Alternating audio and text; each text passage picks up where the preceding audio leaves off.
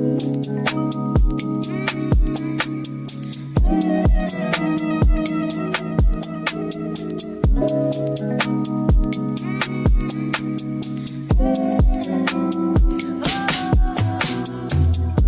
nobody move like us. Can't nobody move like us. Can't nobody move like us. Can't nobody move like us. Can't nobody move like us. Can't nobody move like us. Can't nobody move like us. Can't nobody move like us. Can't nobody move like us. Can't nobody move like us. People. Can't nobody move like us. Can't nobody move like us. People. Can't nobody move like us. Can't nobody move like us. People. Can't nobody move like us. Can't nobody move like us. I know you heard what the pastor say. Better get the truth or you pass away. We can see the booths in the masquerade. Standing in the booth made of grass and hay. Strapping on the boots on the Saturday. Gathering the troops for the black and Asiatic indigenous people that was sacked by Spain. Now you know the language of your masters. Now you trying to buy up all your masters. Now they got your women while you master. Now you throwing kiddies in like Asta. Now you love your chains and you lack escape. Never saw a day when the blacks were great because they clever saw a way they could master face. If not them, then the facts are racist. Look at my back, never back to basics, I'm gone. Can't nobody move like us. Can't nobody move like us. Can't nobody move like us. Can't nobody move like us. Can't nobody move like us. Can't nobody move like us. Can't nobody move like us. Can't nobody move like us. Can't nobody move like us. Can't nobody move like us. People. Can't nobody move like us. Can't nobody move like us. People. Can't nobody move like us. Can't nobody move like us. People. Can't nobody move like us. Can't nobody move like us. People. Methamphetamines in your veins. Couldn't see the spirit, so you ran into the pain. Couldn't fly with spirit, so you landed in the plane. With the liquor in the pills and the women give you gain. Running from the Father, but he calling your name. Running little Father, and you right back at the same. Nobody ever taught him that it's never gonna change till he turn back to the east. Never go back to your ways. Used to feel like the bag could save me. Used to smoke trees and relax, but lately I really found peace when I passed the bacon. And I live by these things, so I passed the bacon. In the word, not Pastor Mason. Not led by God, most pastors Masons. Most pastors faking, no paths are vacant. No classes to show those masters Nathan on God. Peculiar people, peculiar people. Peculiar people, peculiar people. Peculiar people, peculiar people. Big Jew. Peculiar people, peculiar people. Can't nobody move like us. Can't nobody do it like us. They ain't really brewing like us. Who would've ever thought it'd be us? Cause they ain't been through it like us. They don't keep the law like us. They ain't outlaws like us. They ain't strong like us. On the block like us. Giving hope to the community. Kill the separation, we just focus on the unity. Every 7 standing on the corner with the KJV. We don't even need a bunch of brothers, give me 2 or 3. Give me 20 minutes and I'll teach you your identity. Keep an open mind and listen up and maybe you will see. Ooh, these are the nations, they want your salvation. They don't give a damn about what we've been through. They would not tell you the chosen is you. So come follow me, I'll teach you how to move. Peculiar people, peculiar people. Peculiar people, peculiar people. Peculiar people, peculiar people. Peculiar people, peculiar people.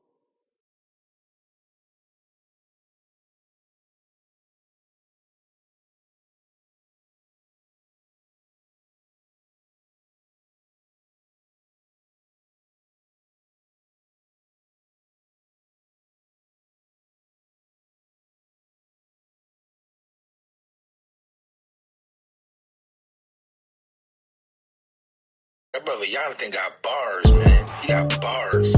But he always making slow music, man. I want to pray to his music and meditate. He can't get hyped, man. Sometimes I want to get hyped for the Lord. Come on, man. Blood on the post. Blood on the blood on the post. Blood on the post. Blood on the post. Blood on the blood on the post. Blood on the post. Blood on the post. Blood on the blood on the post. Blood on the post. Blood on the post. Blood on the blood on the post.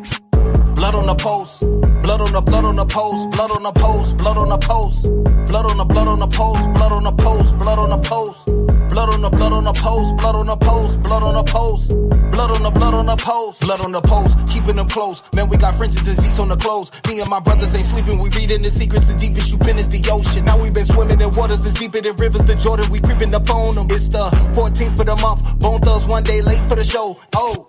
Ain't never been out, ever since Red Pen Pals. You too late, you let them in now. We like veterans, niggas that's power. These secrets only come through steady, no regrets. We walk through water like Jesus. We raising the dead, you see this. Look at this evening pose. Blood on the post. Blood on the post, blood on the post, blood on the post. Blood on the post, blood on the post, blood on the post. Blood on the post, blood on the post, blood on the post. Blood on the post. Blood on the post. Blood on the post, blood on the post, blood on the post. Blood on the post, blood on the post, blood on the post. Blood on the post, blood on the post, blood on the post. Blood on the post. We hold in post, chopping up doctrines that ain't coming close. They had the 3 strikes like I'm Warner Franco. We're Rochelle toast. Wisdom is better than silver and gold. This water is knocking down wicked Pharaoh. Can't swim through the sea, man, that fan was too slow. Pharaoh was sober-minded, think he came an angle. Escape on a starry night, Vincent Van Gogh. Living good unchained like Quincy Django. Sharpers down in the hood, now they wanna tango. Death angels coming close, so watch your back, bro. Watch your back, bro. We gonna that lamb, we gon' eat that. That bread, bitter herb, we gon' eat that. Doing this till you how I come and see that. We that. Oh. Blood on the post. Blood on the post, blood on the post, blood on the post. Blood on the post, blood on the post, blood on the post. Blood on the post, blood on the post, blood on the post. Blood on the post. Blood on the post. Blood on the post, blood on the post, blood on the post. Blood on the post, blood on the post, blood on the post.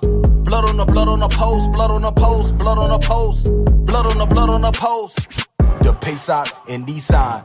We found faith in Misraim. We got to be strong. Walking through water, pray we don't sink. Strapped up, boots tight. Walking upright, boy, we don't lean. Walking upright, boy, we don't lean. Walking upright, boy, we don't lean. Walking upright, boy, we don't lean. Walking upright, boy, we don't lean. Walking upright, we see that. Blood on the post. Blood on the post, blood on the post, blood on the post. Blood on the post, blood on the post, blood on the post. Blood on the post, blood on the post, blood on the post. Blood on the post. Blood on the post. Blood on the post, blood on the post, blood on the post. Blood on the post, blood on the post, blood on the post.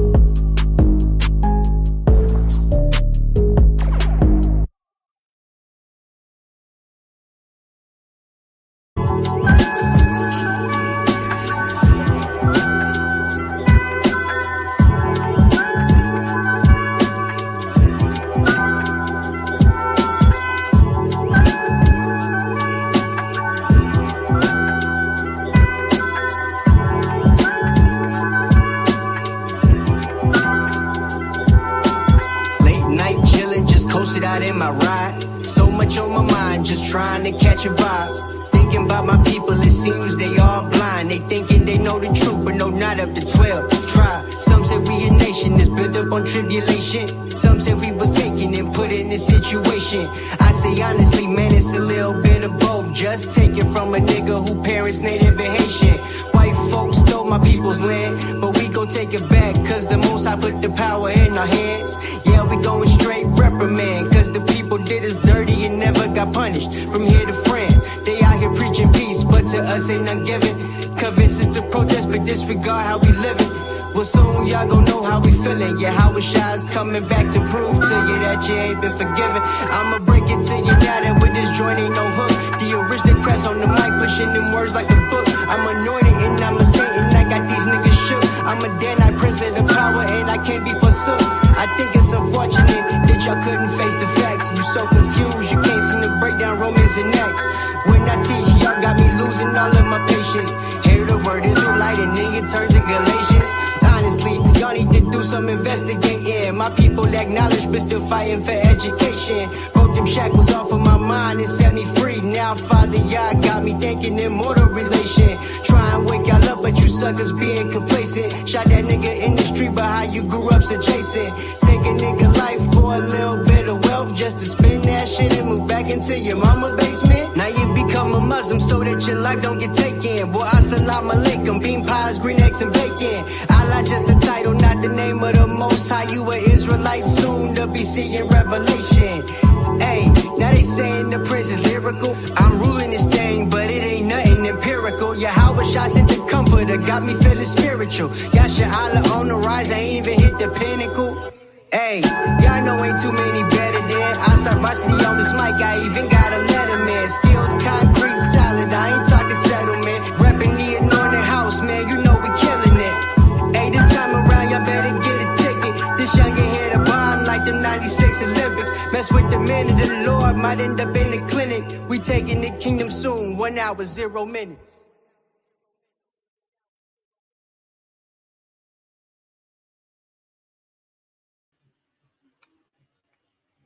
Hey, shalom, shalom, shalom. Y'all put a 7 in the chat real quick if y'all can hear me and see me clear. The water. Once I see all the 7s, we'll get started. And yes, I'm in my Freemason attire, right? That's what they call us, right? We Masons, so this is my Freemason garment, right? No, I'm playing. But I put it on purpose. So tossed it on if y'all need it. But I bet. Cool. Give me 2 seconds. Let me do one more thing. Hold on. And yeah, I'm gonna be by myself today, y'all. So we're gonna get to run through it. I will tell y'all up front, I'm not gonna do all the announcements like Knock does. So shalom to everybody in the chat, just for the sake of time. I don't want to have to, go through everything. Hold on, I gotta pull up a video right quick. Just got back a little bit ago, so I need to make sure that we good to go. Didn't pull this up.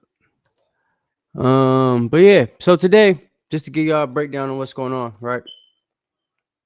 I wanted to go more in depth on what I went into last week about Masonry, right? Some people were saying they wanted a PowerPoint, they didn't want it just to be talking points and all that type of stuff. So I made a PowerPoint for y'all, right? And I'm gonna prove a couple things, right, with this. One of the main things that I plan to prove with this class, or this lesson, if you will, right, is there is a religion that is connected to Masonry, right? Or that Masonry is used to in connection with to sway people, but it's not Israelite or quote unquote what has been coined as Hebrew Israelism. It's not us, right? There's a sect or community of consciousness in the Black community that has used Masonry to, or that is incorporated Masonry into its own rituals and stuff like that. But it's not, the Israelites. It's something different, which we will explain. So there are instances where Masonry is used for certain things, but it's not for the thing that we're into. Is the first thing I'm going to prove. Second thing, if it can't be proven that any of our elders specifically were into Masonry to a certain degree, then it's nothing more than being in a fraternity, right? And though being in a fraternity isn't something you would say, once you're in the truth that you're technically proud of, right? Just due to the knowledge that's being spread around there. But just because it's not something to be proud of doesn't mean it's something that's necessarily, terrible to do. So like you don't have to, cut your feet off or something like that if you were in a frat at one point, or a sorority for that matter. So it's, yeah, we're just going to kind of go into it, right? I'm going to give you guys the whole breakdown of what Masonry is, the levels of what, who learns what, who's going to actually get secrets. And you're going to realize that the guy Noble Drew Ali that, the duck monkey unedited decided to make the topic of his video as far as who he thinks our Masonic connection is, right?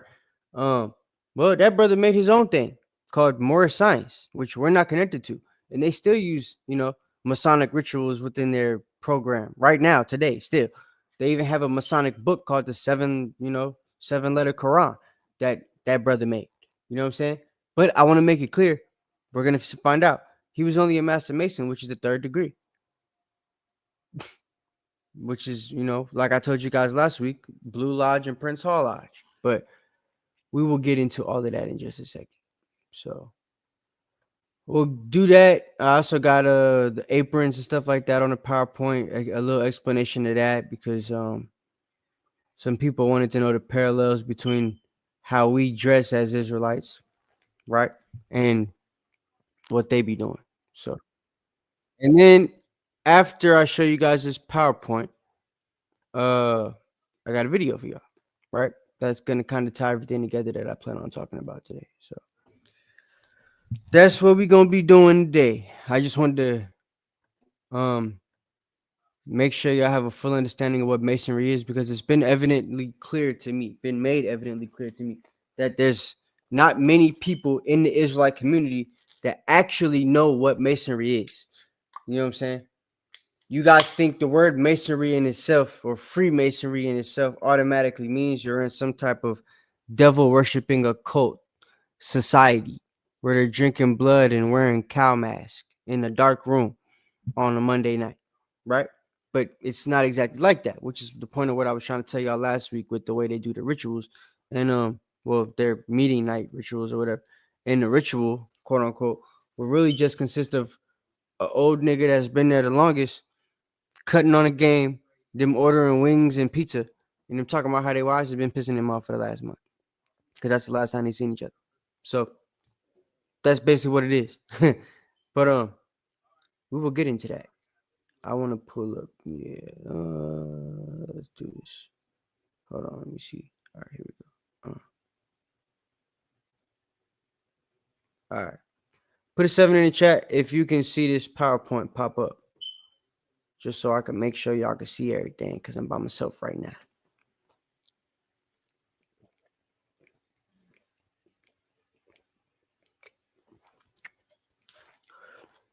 I will make one announcement as of right now before we start. All right, cool with the water. We are still hosting a summit. It's going to be at the end of this month, between the 26th and the 29th. So if you're in Atlanta, if you're coming to the Atlanta area, if you planned on coming, we still doing it. We still hosting it. We'll have more information for y'all as the weeks go on. You know what I'm saying? So as the classes go on and everything. So y'all stay tuned for that. All right. So, boom, boom, boom, boom, boom. All right. So Masonry, right? I'm gonna start there. 15. All right, cool. All right. So, let's get into it, man. So, like I said, a lot of people in the Israelite community, they don't seem to know what Masonry is. Y'all have no idea. You just think it's this devilish occult thing where if you're in it, you must be a Satan worshiper and all that type of stuff. Not realizing a lot of this stuff is stuff you guys could just look up, right? So, just to give you a brief overview, in Masonry, there's Freemasonry. There's in Masonry, period, there's different types or sects of Masonry, right?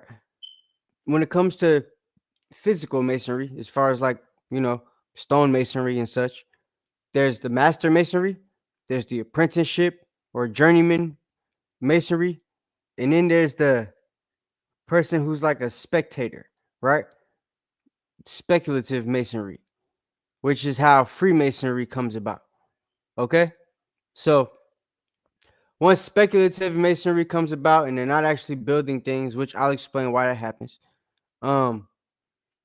they then end up in a situation where they get to talking about rituals and stuff.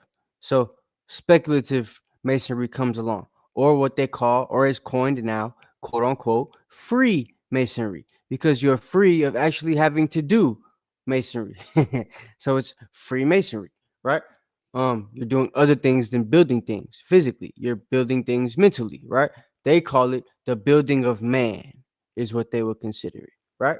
So they're supposed to teach you these either historical, philosophical, moral, ethical, or philanthropical things, right? That are supposed to make you better or help you make mankind and humanity better, right? No matter the race, creed, title, skin color, whatever the hell. Basically, what you're gonna find at the end of this is it's a fraternity. It's like Christianity in the form of a frat, where the disguise of it is every man in it is there to be built up, right? And to be taught certain things that are going to make him a better person for society, right? But most people, just like anything, they only go to a certain level. So all they see is what's at the beginning. There's a man in the whose book that I have named Albert Pike, which we'll talk about in a little bit. He's a Freemason and a Christian pastor and all that stuff, Lutheran, all that type of stuff. So he and a Satanist. But he basically explains some things about Freemasonry and how it's a, shadow fraternity, shadow religion, right? And how once you're in, there's an inner court and an outer court, right? Most people never make it to the inner court. Just like how it's going to be when we're in the kingdom, right? The Israelites will make it to the inner court. You know what I'm saying? People allowed in the inner court will make it in the inner court. But the folks outside, the outer court, right? The heathen, they're not going to be allowed where they're not allowed. So same concept with this. As you'll see, a lot of their concepts are biblical. They take a lot of the stuff from that. So, but yeah, so that's one of the situations that we find ourselves in, right? With the Freemasons. So there's a parallel where you'll see the outer court being the people, the lesser minded Masons. The things that they're gonna learn is just to do what I said, right? Build you up, all that type of stuff. But the other people, once you get to a certain level, they're taught the complete opposite, right? Some point you have to stop worshiping the Most High and all that type of stuff. Whereas when you were first coming in, the degrees 1 to 3, you have to be a man that believes in the Most High, and there's a reason why. So we'll get into all of that in a second, but I want you guys to understand by the end of this video, there will be a connection made between Christianity, Catholicism, and Masonry and Islam, right? All of them being from the same source.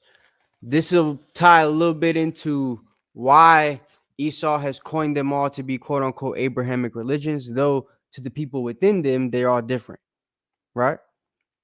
So because technically, if we're thinking about it from a technical standpoint, Abraham didn't really have anything to do with Muhammad, but they still consider Islam an Abrahamic religion. Nobody ever wonders why or anything like that. Main reason why is because of what we're going to go over in this video. Islam was, allegedly created by Rome, by the Catholic Church to help with the agenda that they've already forwarded, right? Which is to make a universal religion or multiple universal religions to deceive the elect, to deceive the Israelites, and to take away their promise and make it a promise for everybody, which will prevent, our Messiah from coming back, which then will prevent us from taking back our kingdom, right? Which would in turn, by default, make sure that their kingdom continues to live on. So that has been the plan. And Masonry, Freemasonry, is one of the tools that they use to, push that plan. But you only get to learn that once you're at a certain level, which I will prove nobody involved in this Israelite community has made it to yet. So if anybody was a Mason, they weren't ever at a high enough level to where they knew who they were, right?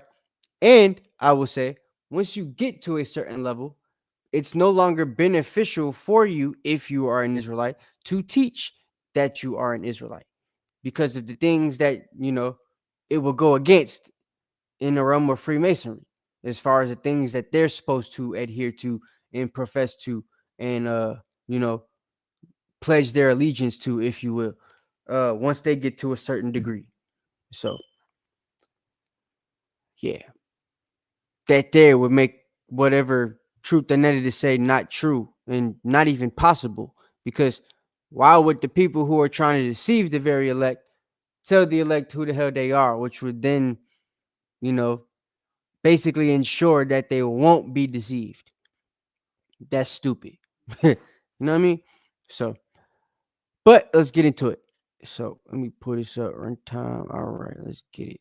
All right, origin of Freemasonry. Freemasons' origin are generally traced back to the medieval guilds of stonemasons. So, It was actually a building thing, right? Originally, these guilds organized organized into lodges and were professional bodies of stonemasons who were essential to the construction of cathedrals and other grand buildings like castles and city buildings and stuff like that. Since the time of, from what I read, at least the 1600s. So most of this was either as slavery was beginning for so-called blacks, and or it was, after we had already been enslaved. So a lot of the beginning of these things was not by us, if you understand what I'm trying to say, right? Because we weren't in control by the time a lot of this stuff started happening. So over the time, these operative guilds evolved into speculative lodges where the focus shifted from practical stonemasonry to moral and spiritual teachings. As the demand for skilled stonemasons declined, some lodges began to accept stonemasons as honorary members, known as speculative or accepted masons. So these are the ones that didn't actually have to involve themselves or participate in stonemasonry, right? They're masons without it, which is what Freemasonry became, right? These are the guys that became the Freemasons, the ones that weren't actually stonemasons, but got to come into the guilds as honorary members or speculative masons, right? This shift marked the transition from practical stonemasonry to a focus on moral and spiritual teachings. So this is how everything got started, right? Again, this is why we're in slavery. So levels of Freemasonry. The information of the first Grand Lodge in London, in the formation, of the first Grand Lodge in London in 1717 is often considered a key turning point in the development of modern Freemasonry. This event formalized the emergence of organized governing bodies for Freemasonry, which we'll talk about because they're very important for you to understand in order to understand who has power and who doesn't, what degree you'd have to be to have power and who wouldn't, right? And the fact that all of this is online so you can look it up. So you won't just be repeating bull crap that you hear online or that you hear from vocab alone, right? Because he's just a liar. So he'd be saying shit because he knows that you're not going to look it up because niggas are stupid and they don't like to research stuff like, truth and editing. So leading to the establishment of Grand Lodges across Europe and eventually the world. The Blue Lodge Freemasonry, which is for the white people, as I told you last week, focuses on the first 3 degrees. So y'all be seeing the brothers with the little sign on them, right? They got the Freemason sign. They got the G in the compass, right? It's blue. They might have a hat. They might have it on their car, bumper sticker, whatever the hell, right? On their shirt, they ring. This is only a Blue Lodge recommendation, which Prince Hall would be the same just for black people. It only has 3 degrees, right? The first 3 degrees, or the only 3 degrees in these regular lodges, Blue Lodge or Prince Hall, is entered apprentice, which is the beginning stage, fellow craft, which is once you've been in for a minute, that's degree number 2, and master mason, which is degree number 3, not 32 or 33, but number 3. That's it, number 3. So you're a master mason at number 3. So niggas say, I'm a master mason. Nigga, they only 3. That is literally the title for 3. 4 is called something else. 5 is called something else. And all the way to 32 is called something else. For those of you that don't know, if you weren't watching last week, 33 is an honorary number in Masonry. There's really no such thing as a 33rd degree Mason. It's honorary. The highest degree, technically, as of right now, is 32. It used to be 53. All them people that was 53rd degree Masons, they either dead or they not passing down their knowledge no more. So the most you get to learn now is the 32nd degree, right? 33rd becomes honorary. They're usually called royal archants or royal princes of the secrets. The name should tell you what they know as opposed to everybody else, right? So, but we'll get into that in a second too. We'll talk a lot more about them in a moment, right? So, like I said, you got the first 3 stages. This is regular Masonry. 1, apprentice. 2, degree fellow craft, and third degree is master mason. So a third degree burn is the equivalent of a third degree master mason. Okay, you're a master once you've hit the third degree. Okay, began in England in 1717 with the formation of the Grand Lodge of England. However, the origins of Freemasonry itself can be traced back to the 17th century when guilds or working stonemasons started accepting honorary members. So this is what I was talking about on the last page. That started in the 17th century with the 1600s, but by the time 1717 comes around, we already have full establishment of a Grand Blue Lodge of England where it's nothing but honorary members talking about, rituals and crap instead of actually building things. Okay. But it started off as those people building things. So they're really smart folks. They're the ones that built the castles and they put all the tunnels out there, everything, and all the secret passages and all that type of stuff, right? For the Knight Templars, they knew about all that stuff because they started off as Masons. They were the ones that built the damn places. You know what I'm saying? So that's why they were able to have all their secret meetings that people talk about when you read the books or when you do your little conspiracy theory searches and stuff like that. It's because these were the guys that actually built the damn castle. So of course they would know where all the hiding places are. You know what I'm saying? They literally got the damn blueprint. They built it. So same thing with the city buildings and judge houses and courtrooms, all that type of stuff. So they used to have their meetings in these places, which is what the lodges were, right? Now they have their own Freemason lodges, which you'll see scattered throughout the cities that you live in. But before that, it used to be at the bottom of the tunnel or the dungeon or, the basement of these big ass buildings that they used to make. So.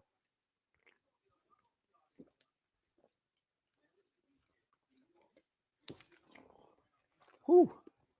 Slakia, your boy was thirsty. All right. Levels to Freemasonry. Prince Hall.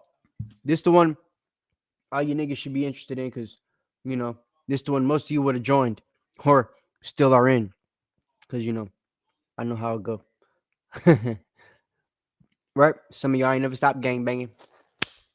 And some of you is still in masonry. Going to the meetings in the first Monday every month, right? We know how it is. So Prince Hall Freemasonry is a branch of North American Freemasonry created for African Americans, founded by Prince Hall on September 29th, 1784. So this too was made in the 1700s. Yes, they were allowing slave niggas and free slave niggas to, join their own lodges. In fact, that's the reason why they had to do it, because wasn't no, rich white person going to be found dead in a lodge with their slave or a person who they just freed from slavery. That'd be even worse, honestly. So hell no. They was like, we not accepting y'all. So brothers had to go do their own thing. Check it out. The legacy of African American Freemasonry begins in 1775 with Prince Hall, a prominent member of Boston's Methodist and African American community. A former slave, Prince Hall was attracted to the values and opportunities of Freemasonry. Like how you niggas be attracted to being a Q dog or a Kappa, because, it could get you a good ass job after you leave college or whatever. Know what I'm saying? Could give you connections, good networking opportunities, right? It's a fraternity. Well, guess what? Y'all stole that and incorporated it into college, but it started with the frat called Freemasonry. Yeah. So if you've been in a frat, a Greek fraternity, it's also safe to say you're part of Freemasonry too, because the rituals are damn the same. Them little hazing rituals they did, it's no different. The same thing they do here with the Freemasons, right? Same concept. You feel? Just the regalia is a little different because they're a little bit more important than y'all. The Greek people are less important than the Masons, that is. So, that's how that go. But it's all one and the same. It's all a frat, right? It's all that type of environment. So the spirit is similar, if not the exact same. So yeah, they had opportunities in Freemasonry that niggas were seeking, which is why still to this day, black people are joining Prince Hall lodges because they're seeking certain opportunities, right? That they feel aren't going to be given to them, if they join other things. Or this could give them the opportunity to join other things, which could put them in rooms with people that you would pay a fortune to be able to network with, right? Because just a conversation with them could make you rich. So that's why. That's what Masonry was able to connect black people to, right? And I'll be honest, Noble Drew Ali was a brother who got put in that type of situation, just being a Mason and connecting himself to the Scottish Rite, which we'll talk about. But he never made it to Royal Arch, right? Which is why he had to create his own Mason Lodge and League. And Rentworth Matthew did the same thing. They both were only Master Masons, meaning they only made it to the 3rd degree.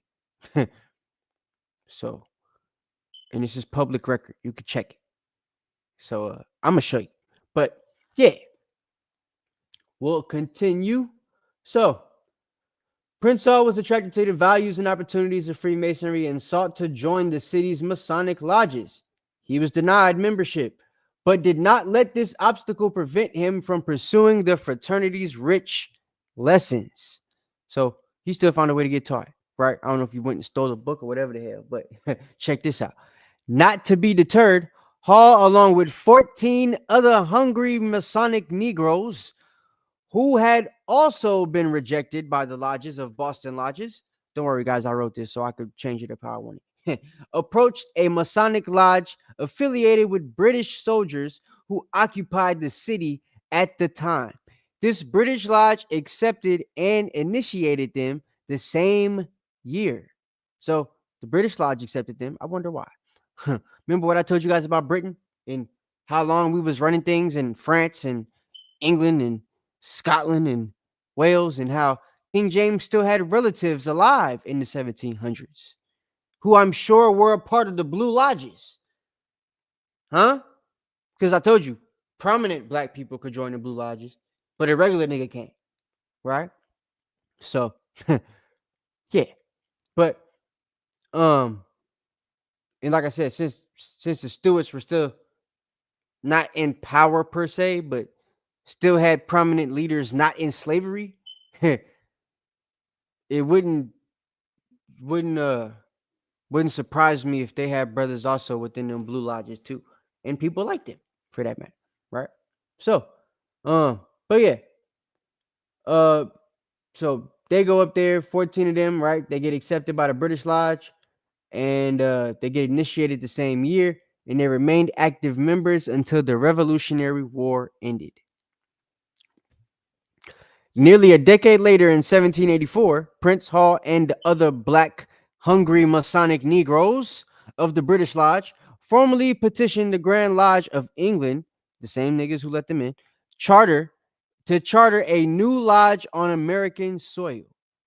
So now it's like, okay, let us have our own lodge over here, named after us. We ain't got to keep calling it y'all, right?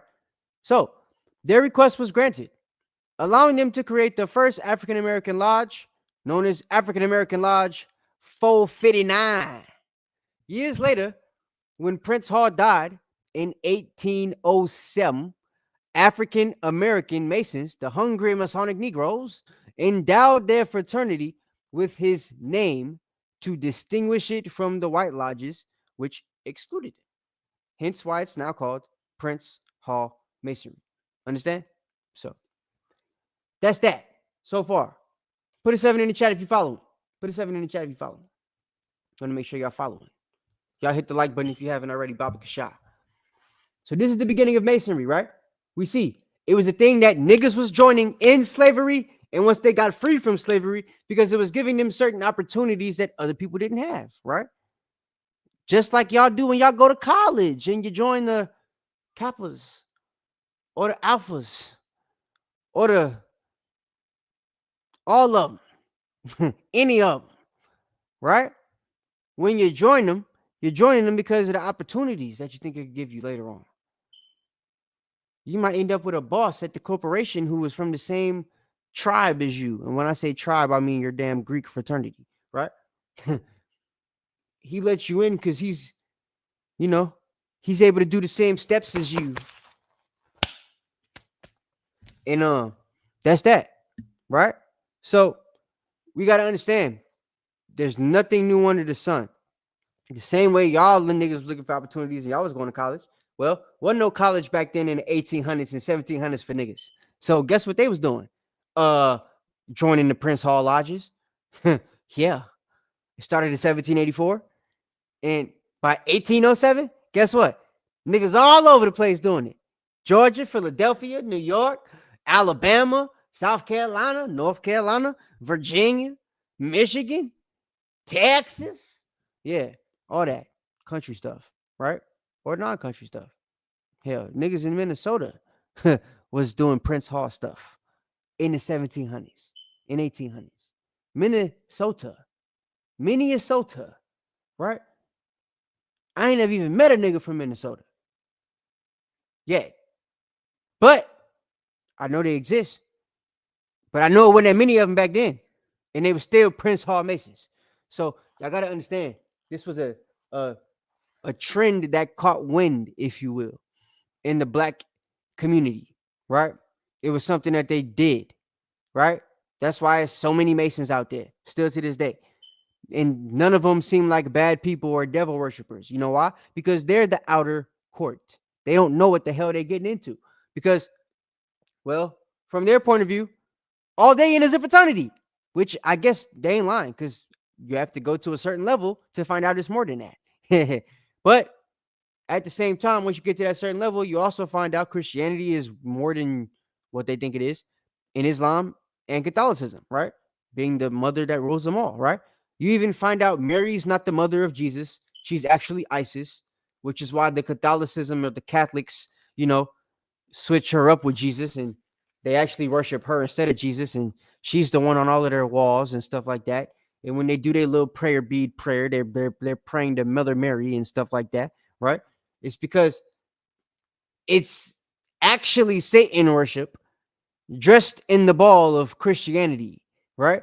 The outer court uses the Bible, and the inner court uses the Quran, which in turn, at the beginning of the Quran, if you've watched any of my Islamic lessons on the old channel, right? They're still up there.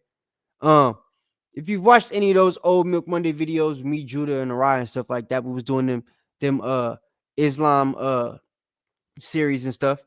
We explained to y'all that one, well, let me show you this. This is something y'all might want to see. The Queens of England, right, have been said to have been, a relative of Zaida, who is traced back to Muhammad, right? Which would make Queen Elizabeth his 43rd granddaughter, right? This is from the History Channel. You feel me? Since the Queen's death, AI tell you the whole story. It's a claim and everything like that. And that there's, the proposed connections and, the support for the claim and the non-support for the claim. But the fact of the matter is, it was such a big thing with proof back in 2018 when I gave you guys the physics, right? That the History Channel did a whole documentary on it and proved that she is indeed a Mohammedan, right? This white lady, which I also proved to y'all back then in that series, which you could go find, that Muhammad, even in the hadiths, is a white man, right? He's a cracker. White skin, red hair, right? Whiter than snow. The purest white, whiter than anyone could know. Yeah, that's what it says. So, and he got red hair, like that big red monkey. Never mind. So, this is what I want y'all to understand about Islam and Christianity and Catholicism, right? They're all one. There's Islamic Muslims. I mean, there's Islamic Masons, and there's Christian Masons, and there's Catholic Masons, right? All do the same thing when they're at the low level, and all do the same thing when they're at the higher level, right? There's an inner court and an outer court. The inner court obviously knows about both, but the outer court only knows about one. They've never been on the inside, so they don't know. They think what they've been exposed to is what it is. And all they get exposed to is the fraternity side of things. So they don't get information about the queen being the 43rd granddaughter of Muhammad. Because when you're only a master mason at the 3rd degree, you don't even find out that they actually worship the Quran. But I got a video that's going to get into that. Some of y'all might have seen it already, right? Shout out to We Woke. But this was a lecture. The lecture he played is actually a lecture that I have downloaded from YouTube. So something that yeah, we studied. But before we get into that, let's finish this PowerPoint so that you have a full understanding of what you'll be watching in the video. And then we'll close up out of here. So continuing. Why blacks joined lodges. So Prince Hall and other black Masonic leaders such as Moses Dixon and Lewis Hayden were vocal and instrumental figures in the abolitionist and civil rights movements from the 19th century or 1800s.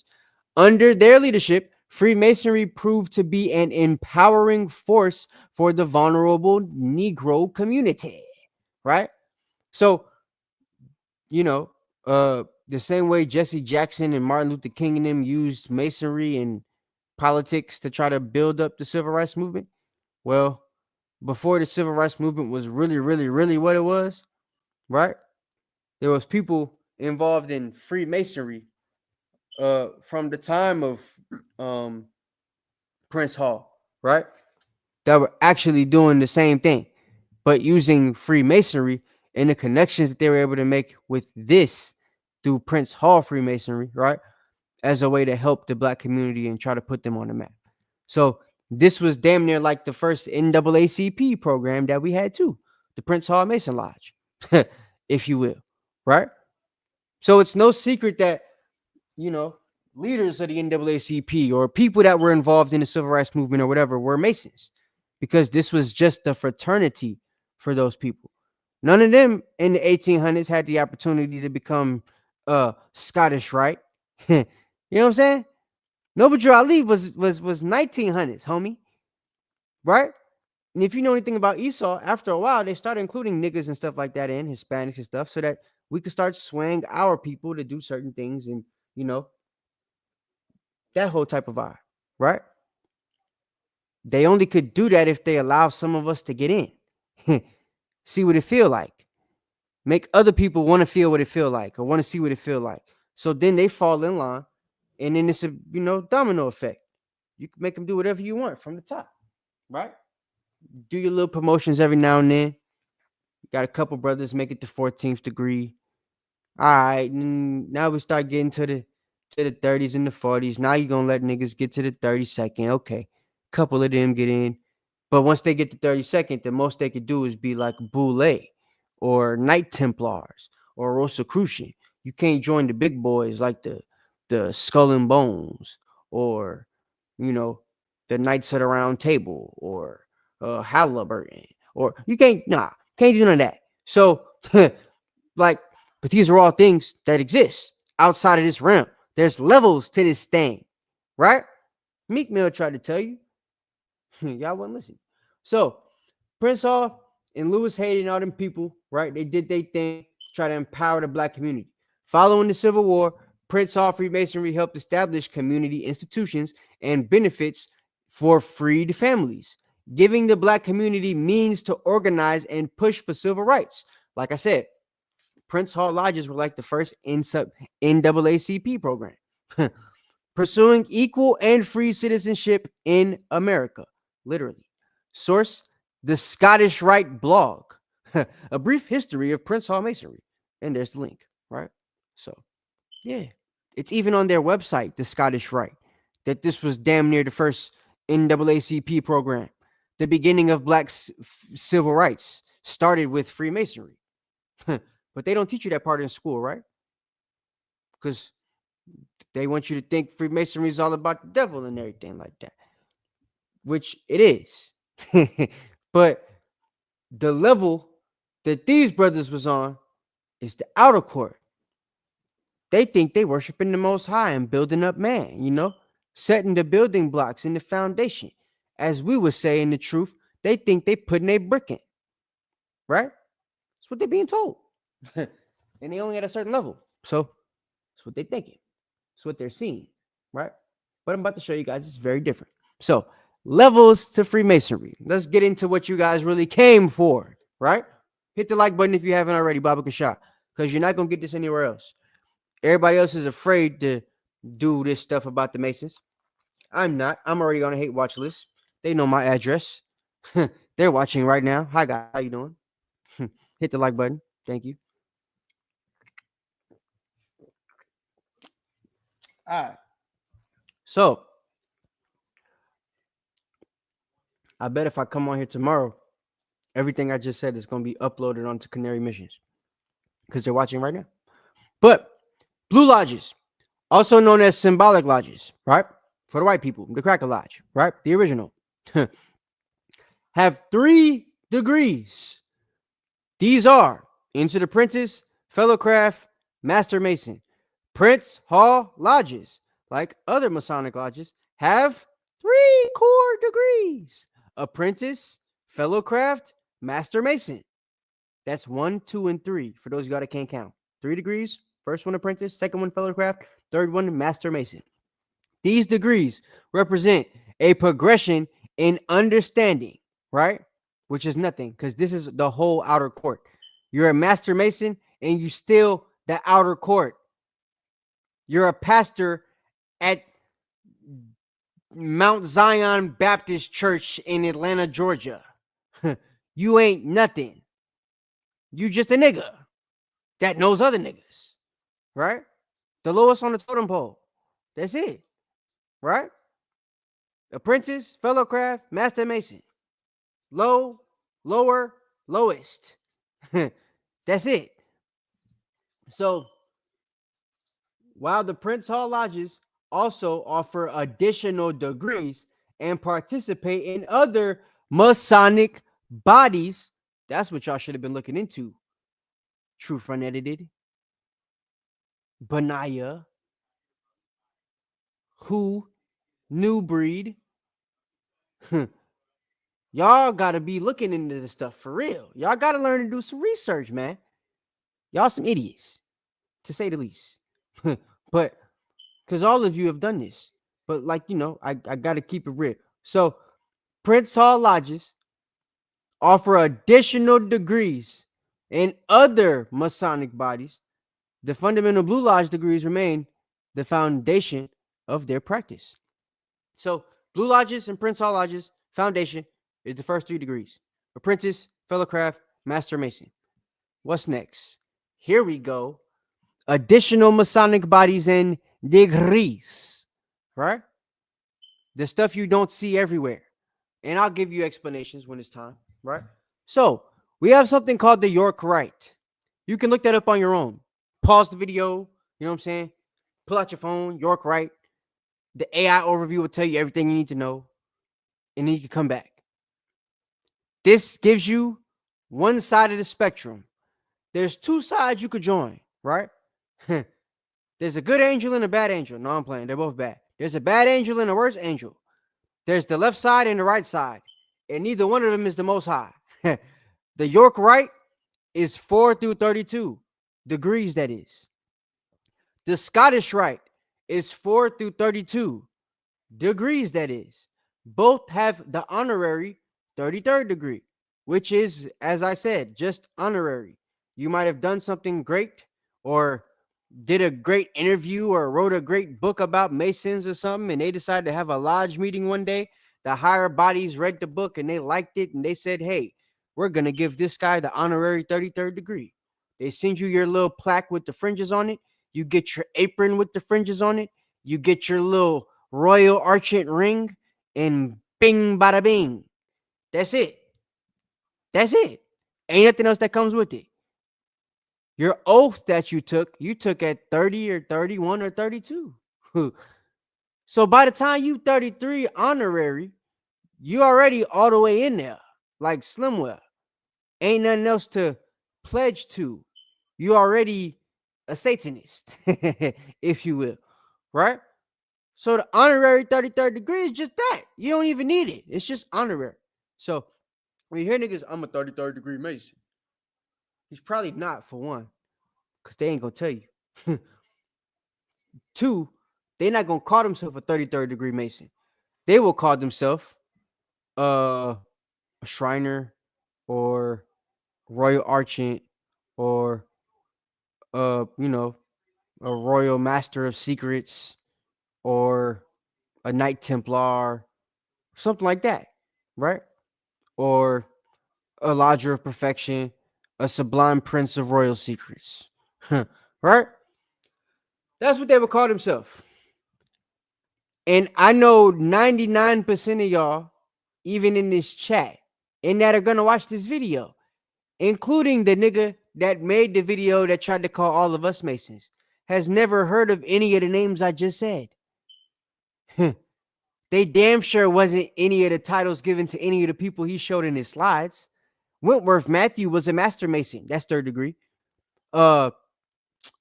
Noble Drew Ali was a Scottish Rite 3rd or 4th degree Mason. That's it. You can join a Rite once you make it to the 3rd degree. There's no secrets. That's why Noble Drew Ali started the Moorish Science Temple. They teach we're Moabites, Canaanites, and Israelites. Nigga, they're 3 different people. He is Scottish Rite Mason, though. Public record. You could Google it. And he thinks niggas is Moabites, Canaanites, and Israelites. So what secrets did he learn? I mean, put it in perspective. Right? We'll get into it, though. We're going to talk more about him in a second. This is crazy. Some of these questions y'all don't ask, and I don't know why. Anyway, so yeah. York Rite, Scottish Rite, 4 through 32. You have the Boule, which is for the black only. Honorary Society, once you've made it to Master Mason. Another honorary society for blacks only, right? It's crazy how all the honorary societies mainly are for niggas, unless they're talking about the 33rd degree. But they gave us whatever we wanted, basically, after we didn't want to join the Blue Lodge. So we got the Boule, which we've done lessons on that, so y'all know what that is already by now. Order of the Eastern Star. A lot of y'all probably know what that is because your mamas might have been with that. You know what I'm saying? Mamas might have been in that or was trying to get up in that. A lot of these black women that be going to school trying to join these sororities and stuff, and they sorors, they be whiskey, you know, all that, yeah. They be orders of the Eastern Stars, that they be trying to get up in there, right? They could get their little dental office and everything real cheap. You know what I'm saying? Get their nice little funding and everything, stuff like that, right? They little groups and crowdfunding groups together. The Order of the Eastern Stars. Look them up. See what they be about. All them got money. Smart black women. Shout out to y'all. But yeah, the Shriners. This is what there's 2 of these. There's lesser Shriners and then there's the main group. Noble Drew Ali, contrary to what, you know, the Duck Monkey told you guys, was actually a part of the lesser group, the Arab Egyptian Council of the Shrine, right? Not the Arabic Shrine itself, which is the main one. And why the Arabic is the main one, we will explain later on, because it has something to do with the connection between Islam, Catholicism, and Christianity and Masonry, right? Not us, but the stuff y'all believe in, right? So, a royal arch. This is of the York Rite. This is what you're called when you're a 32nd or 33rd degree Mason. So you don't, I'm a 33rd degree Mason. 33rd? Yeah, nah, we don't do that. It's called the Royal Arch. That's what they're called. That's what they refer to themselves as. That's the ring that they're going to have. They're not going to wear the ring with the G. They're going to wear the little 3/2 cross looking thingy. I'll show you the symbol, right? Once you get to Royal Arch, you then can join the Council of Royal and Select Masters. This is also of the York Rite. for 33rd and 32nd degree Masons. This is where they learn the secrets of history. You only learn the history from the York Rite if you're in the council of the Royal and Select Masters. If you're just a regular Royal Arch, guess what you know? Only what you learned to get to Royal Arch status. You don't learn any history of mankind. The secrets of mankind, when you're in the York Rite, is for the Council of Royal and Select Masters. Everybody else is eating chicken wings on Monday, watching the football game or the basketball game or playing soccer or watching soccer. You know what I'm saying? Atlanta United and stuff, right? That's what's happening.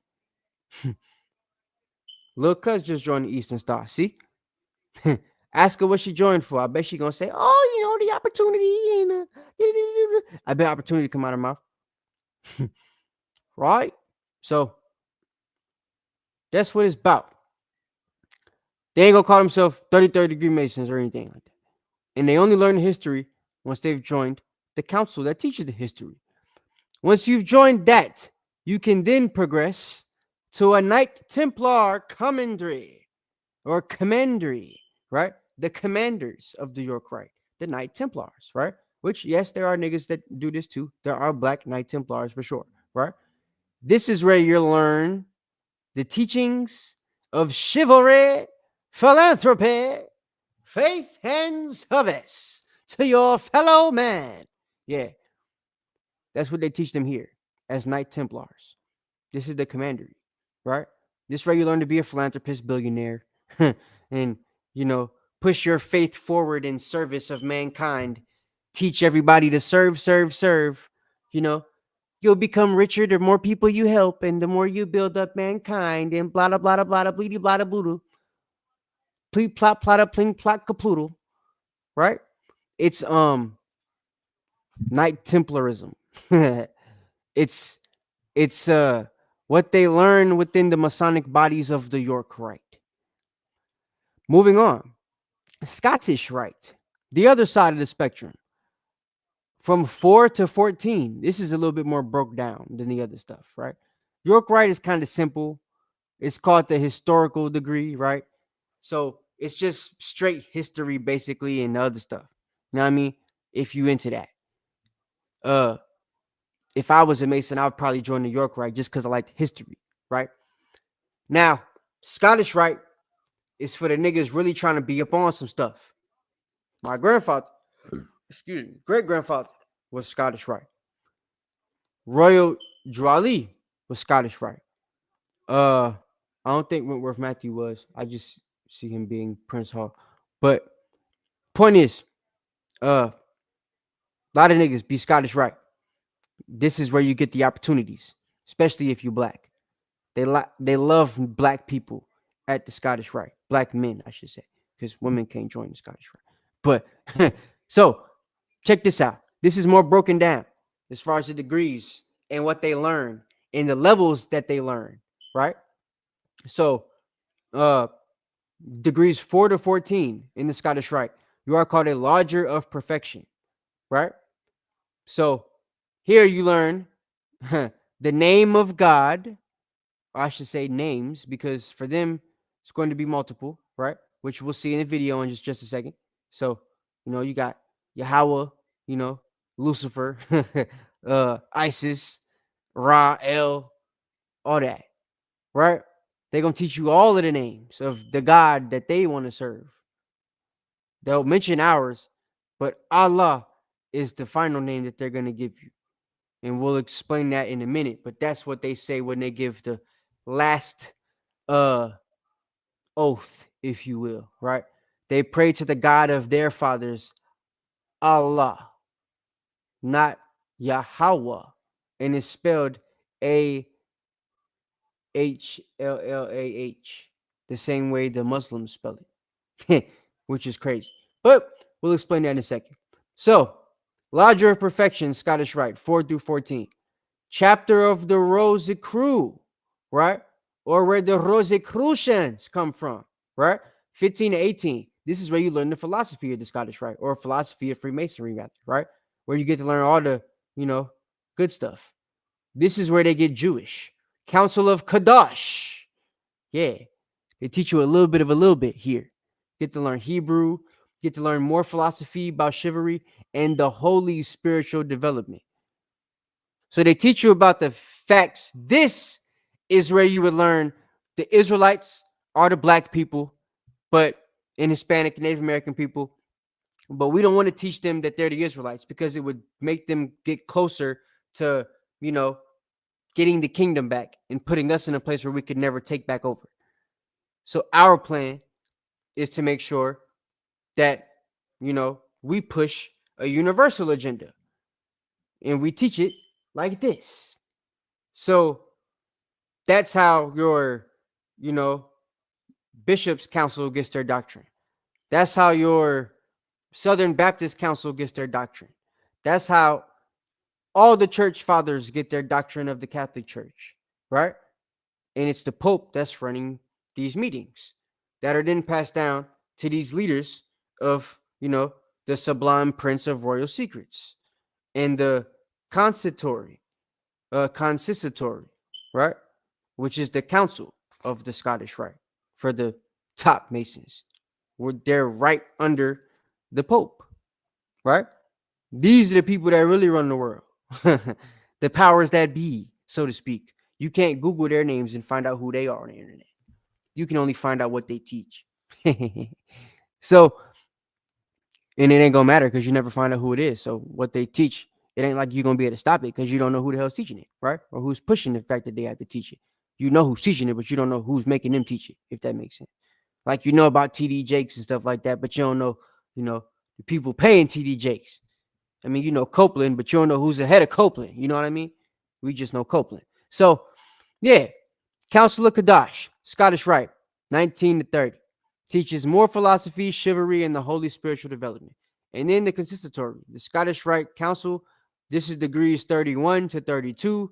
They will teach you moral conflict, like what Diddy going through, and, Kanye had to go through, and what Bill Cosby had to go through, and, you get the point. Balance between spiritual and temporal matters and ethical behavior. And once you are a 32nd or 33rd degree Mason of the Scottish Rite, you are not called a royal arch. You are called a sublime prince of royal secrets. Yeah. Royal secrets. Uh-huh.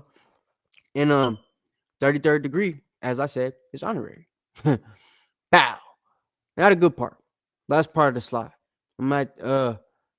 I'll zoom in on this if I can. Y'all put a 7 in the chat if you follow. Yeah, we're gonna talk about the Jesuits in just a second, my brother. Shout out to you, Ariel. We will talk about them Jesuit duck monkeys in just a second. All right. This is Albert Pizzike, the man of the hour, the man himself. Oh, damn. Did I just do that? Wait, hold up now. I did not mean to mess my. Hello.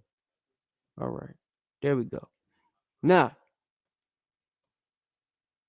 I got to read this. Is this what I want to read? Nope. Hold up. Hold up. All right. Now, I want to read this part for you. This is from his book, Dogma. Oh, Lord. What's it called? Morals and Dogmas by Albert Pike. Morals and Dogmas by Albert Pike. This is the Freemason book, right? Tells you everything you need to know. One of them.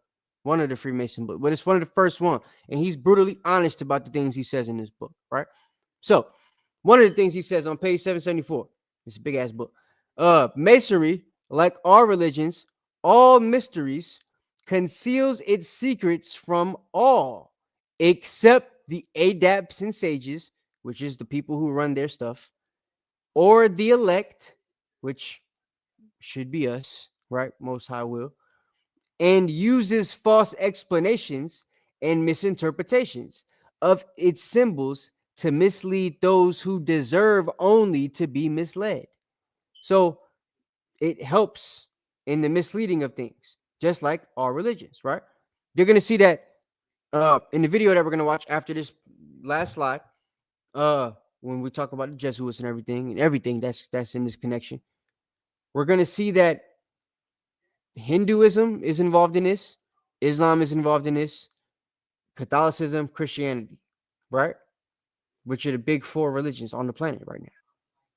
All of them worship the same God, and it's not our power, Yahweh. They know that our power is only our power. So they've created a power for themselves and taught everybody else to take power or have power in that power, as opposed to the power of the Bible. Because they know if other people had power in the Bible, that would give us power, right? That would put us on a pedestal. So they teach the doctrine that they teach in the Christian church, in the Catholic church, in Islam, and in Hinduism, right? And in turn, because of Hinduism, in Buddhism, Buddhism, and so on and so forth, right? Because it helps with universalism. If you know anything about Buddhism and Hinduism, anybody can be a Buddhist or Hindu. You don't have to be East Indian or Asian. It's for everybody. And you think to yourself, Chinese people aren't that accepting of everybody and stuff like that. Asian people, Hindu people ain't that accepting. So how the hell is their religion universal? You know what I mean? Even with Muslims, the way they act, how is their religion universal? But it is. And we'll explain why. So, blue degrees, as I said, 1, 2, 3, are but the outer court or portico of the temple, right? Y'all read Revelations. Y'all understand what he's talking about. Part of the symbols are displayed there to the initiate. So you get in, you get to see things. You, woo, wow, oh my gosh. That's how the heathen gonna feel when they get to see the outer court. Oh, wow, oh. It's gonna be so amazing. They ain't even gonna worry about going inside. For what? Look at all the stuff they got on the outside that they got to worry about looking at. They ain't never seen before. Look how beautiful it is out here. Right? So they got so much things on the outside for you to look at. You don't even think to look at what's behind door number 1, which would be the secrets. Right? So, which is why I was trying to explain to you guys last week. That nigga you know at the gas station that's a Mason, he don't know nothing because he's on the outer court. He probably just a master Mason. Even if he's at degree 15, he don't know much. Right? You got to get to 30, 31, 32 to really get the secrets. You got to become a royal arch or a sublime prince of royal secrets to actually have the royal secrets. Everybody else is the outer court. There's levels to the outer court. You know, we're going to have rich slaves and super broke, poor trailer trash slaves. They still slaves, but there's levels. Right? So that's what it is. It's a class system amongst the people that are made to be misled, meant to be misled, deserve to be misled, right? The non-adepts and sages or the Israelites, the elect. So even Albert Pike knew that the Israelites wouldn't be able to, you're not going to deceive them, but it's going to be less of them than everybody else. So as long as we get everybody else straight, we ain't got to worry about what the Israelites or the elect know. The Bible tells us we're not going to deceive them. The devil knows the Bible. You've heard that saying before. Now you know it for sure. It's in their book. They know they're not going to deceive us. We ain't who they're worried about. They're worried about niggas like Truth Unedited. Right? Yeah. They worried about niggas like New Breed. They worried about niggas like Benaiah. Right? The guys that don't like the camps wish they was in the, you know, spotlight that the camps have. Because they tell you in all the videos, they're Israelites, but they don't want to be associated with the camps.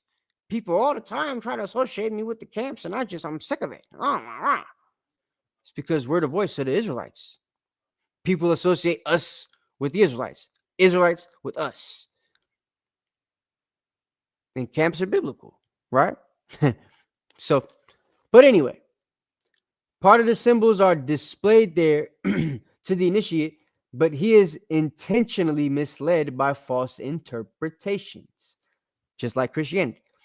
It is not intended that he shall understand them, because y'all got the Bible, you got all the symbols, you got everything you need to understand the Bible, but you're, giving the Trinity. You're giving God loves everybody. You're giving God so loved the world, and you're told the world is the earth, even though earth is earth and world is world, and the Bible tells you what an earth is and what a world is and who is who and what is what. But y'all decide to go with the explanation or the interpretation given to you by man as opposed to the Bible, aka the misinterpretation, right? And they know you're going to do that, right? So they mislead the initiate with false interpretations. It is not intended that he shall understand him, but it is intended that he shall imagine he understands them. So you won't understand them, but you're going to imagine you do, which is why Christians, Catholics, and Muslims feel so convicted in their religion, even when we cut them open with their own books, because the books in their, or Islam, I should say, wasn't made to make sense. It was just something made for control, as we're going to see in this video. Christianity and Catholicism were not made to make sense because their doctrine doesn't make sense with the book that they claim to believe in. It goes against the book that they claim to believe in. But they know if they can do what they're known to do, which is talk well and give great misinterpretations, right? They can mislead the initiate, right? The Christian, the Muslim, the Mason, the Catholic, and they can make them believe their explanation, right? And make them feel that they understand it. If you feel you understand something, then you're going to feel, you're not going to let nobody make you feel stupid for not understanding it, even if it's proven that it's wrong, right? You're going to hold on to your understanding. Even the Bible tells us to do that. Hold on to what you have till Christ come, right? So we're going to hold on to the actual understanding. They're going to hold on to the strong delusion, right? Thessalonians explain that if you don't know what I'm talking about. So,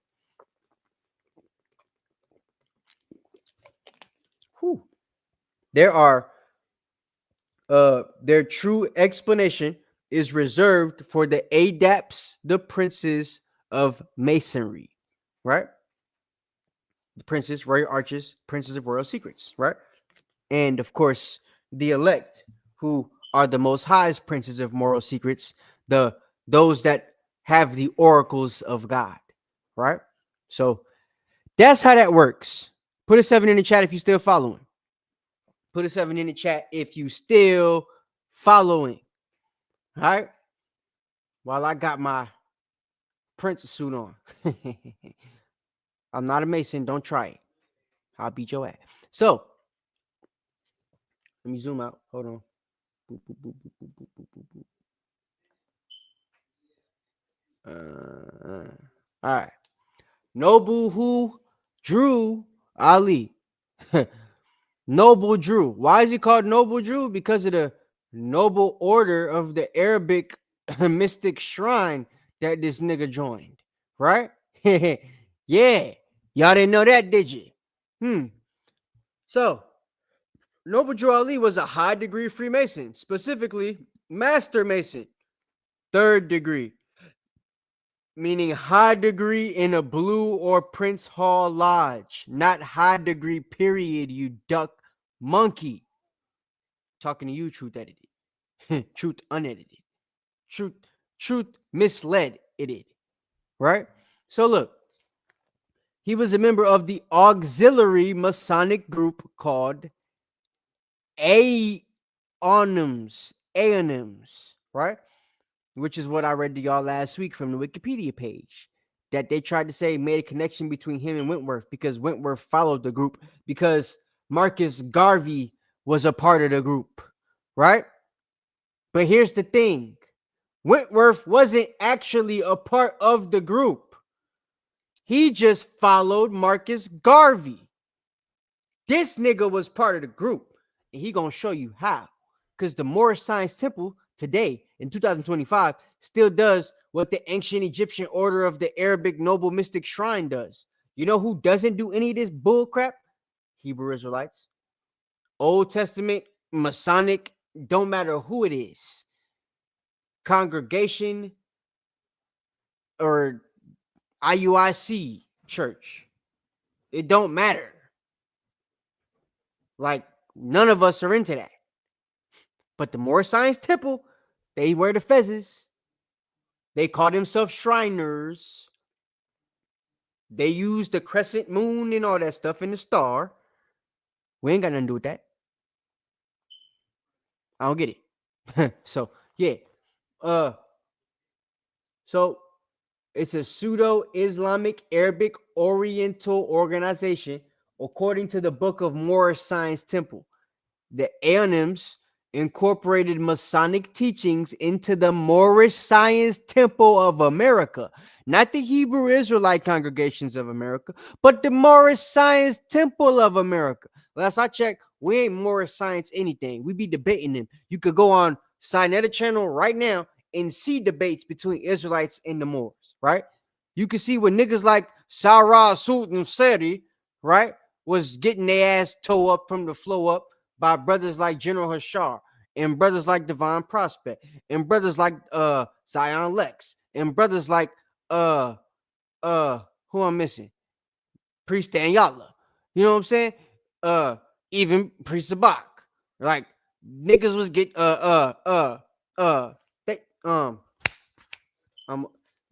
Tazariak. Yeah. So like all them brothers was going head to head with the Moorish Science Temple. We have nothing to do with them. Our doctrines are completely different. They are the ones who Noble Drew Ali started. They are the ones who Noble Drew Ali incorporated. Used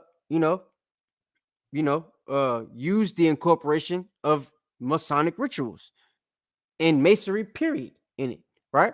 So y'all just got to understand that. Hold on, give me 2 seconds. Gotta get something.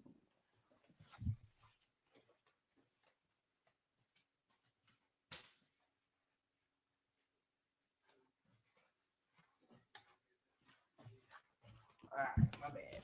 Ugh. So yeah, the photograph of Noble Drew Ali affirms his position as a Mason, according to the article of the Journal of American History. So I'm not gonna show the photograph. Y'all can look that up yourself, just for the sake of time. Wentworth Matthew, right? Watch this. There appears to be confusion in the query between Wentworth Matthew. This is an AI overview, just so y'all can see. This came from Google. I ain't have to look for this nowhere. Wentworth and Prince Hall. While both men were involved in establishing African American institutions and promoting rights, they are separate historical figures with different roles and Masonic affiliations. Wentworth Matthew, founder of the Commandment Keepers of the Living God, a Black Hebrew congregation, 1919, New York City. Matthew, influenced by Pan-Africanism, i.e. Marcus Garvey, the Black nationalism, founded the Israelite Rabbinical Academy to train and ordain African American rabbis. Watch this. He also established a Masonic lodge. So he did what Prince Hall did. As a Master Mason, a number 3, a 3rd degree. He just made his own lodge. He didn't join the Scottish Rite or anything like that. Truth unedited. He started his own thing, which is why the Commandment Keepers ain't know too much. That's why Abba Bivens dipped on them. Know what I'm saying? They were non-messianic. Wasn't no secrets that he learned. He didn't know about the Most High or his son. For real, for real. If we're being honest. And they still don't teach as if they know. They are now 100% Jewish and accepted into the rabbinical councils of America. Right?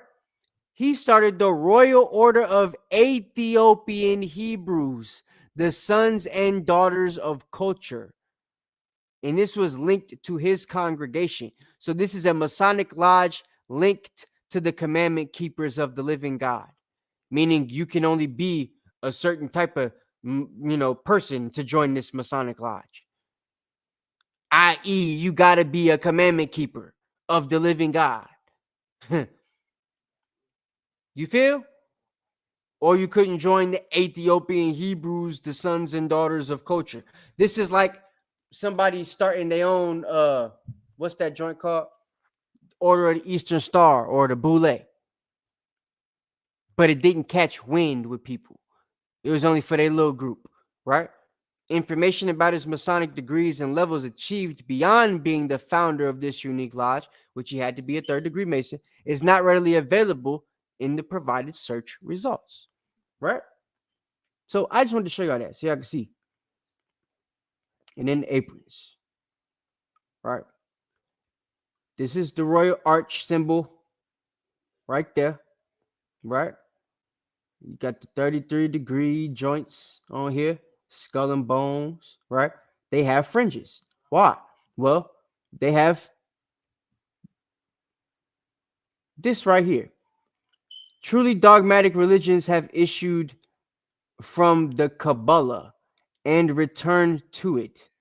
Everything scientific and grand in the religions dreams of the Illuminati, Jacob, Jacob Bohem and Swedenborn, Saint Martin, and others, is borrowed from the Kabbalah and the Bible. All Masonic associations owe to it the secrets of their symbols. Okay? So, they're taking symbols from the Bible and the Kabbalah, right? We know anything from the Kabbalah, the symbols come from the Bible.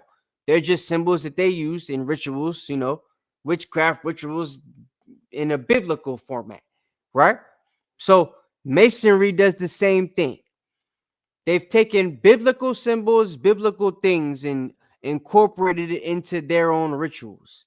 This apron and the fringes thereof being one of them. So don't want anybody to think that this is something we took because we're Masons. No, nigga. This was in the Bible before Masons were evolved. We're even created. We're a thought. And it's in their own literature that they take this stuff just for the regalia and the importance to make the ritual seem more pure. So the priest of the Bible and the Torah, they wore a avenette or an apron or a girdle with fringes. So guess what these niggas wear when they're a high rank Mason in the middle of a ritual? An apron with fringes. It's regalia to make the ritual more important or seem more pure, right? They take things from the Bible and the Kabbalah and, add on to it and use it as they will, as Albert Pike himself said. Now, there's dispute on whether the book is real or not. So when you type it in, the assertion that Albert Pike said the final degrees of Masonry are based on Luciferianism is a misconception originating from the hoax perpetrated by the man Leo Taxiel in the late 19th century. Leo Taxiel was the fall guy. Once this book became public, they tried to make a big conspiracy about it to make it a fake thing or to make it seem fake to people so people wouldn't believe the things in the book, Morals and Dogma. They made this guy, Leo Taxiel, take the fall for the hoax. So that's how that worked, right? So it says there's no genuine statements from Albert Pike, right? And that he that the Leo Taxiel guy admitted to this being a fake book at his, disposal. But they basically made him do that. And when you do further research, right? They tell you for sure, the book was indeed written by Albert Pike in 1871, and it was published by Pike's, people, and it's his most famous book, Morals and Dogma of the Ancient and Accepted Scottish Rite of Freemasonry, which is where the information from that book comes from, right? So he indeed did say it was all about Luciferianism, and he explains it in his book. Y'all can buy the book. Probably not going to find many good copies of it because they be trying to destroy things that tell the truth about what they be doing. So, yeah. But that's that for the PowerPoint. All right. So now we're going to watch a little video that's going to tie some things together, hopefully, for y'all. We'll go from there. So y'all might have seen this dude on the We Woke Now channel. He said some things I wanted to incorporate into this lesson that I was working on. So I actually had the Walter Vaith lecture, but since he played it, I'm gonna give him some views for it. So hit the like button if you haven't already. Bob Cashapp. Enjoy the video. After this, we're gonna close it out. In Damascus. If you got questions, put them in the chat. I'll try to answer them. This is, by the way, the oldest mosque, the most illustrious in that country, has this head. Fortunately, the Roman Catholic Church has a shrine with the arm of John the Baptist. I always say if they carry on, they might be able to put him together again. I don't know. So it is the same form behind the scenes. Inside the mosque, the women are not that important. They are relegated to the side. The men get the central positions. They are praying there with beads. In Catholicism, you pray with beads. You pray with rosaries. Now, which other religion has the priesthood just for men? In case you didn't realize, he just showed you Muslims praying with beads. He's giving you a comparison and basically retorting the fact that people think that Islam and Catholicism are connected. So he's going to kind of show you guys the parallels between Islam and Catholicism, which Catholicism and Christianity are the same. So that should go without saying. So if one is the same, the other is the same, right? But he's showing you the parallels between Christianity or Catholicism and Christianity and Islam. And I'm showing you that there's things that, literally the Catholics and Muslims have identical together, right? Certain doctrines that they share specifically. And if you know anything about Muhammad's origin and stuff like that, when it comes to religion, his first wife was a Catholic, right? Came from a prominent, rich Catholic family. So that would also explain a lot of the stuff, right? But like I said, it's alleged that the Roman Catholic Church actually started Islam, and that this whole conquest story is fake, and that it was really just started to, help them with control over the Muslims. So we'll see by the end of this video if y'all believe that or not. The Roman Catholic Church is exactly the same, and here you have the same position in the Islamic world. The Islamic all-seeing eye, this is a very prominent structure that is used in all of Islam. So you see, this is used in Islam, this is used in Hindu, this is used in Egyptian culture. It's used in Lord of the Rings. I'm playing. But the all-seeing eye is supposed to be their symbol for God, right? That's what it's been. Ra, right? So Israelites didn't use an eye per se, but every other culture does. And it, stems from one group, which we're going to find out. The pushing of it, I should say, continued pushing up, stems from one group of people. Islam, and you will not find a taxi cab anywhere in Islamic countries that will not have the all-seeing eye there as a protection. Of course, it's used in Catholicism as well, and it's on the US dollar and all these interesting places. That's why it's on the US dollar, because of Catholicism, right? People will tell you Masonry, but Masonry is the shadow front for the truth of why all these Egyptian artifacts are everywhere, right? And, the truth as to why the Catholic Church does so many things that the Egyptians did. But we'll get to that in a second. There's, of course, the Eye of Hathor, the Eye of Osiris, on an Egyptian temple. There it is, on a Roman Catholic pulpit. Another one on a Roman Catholic cathedral.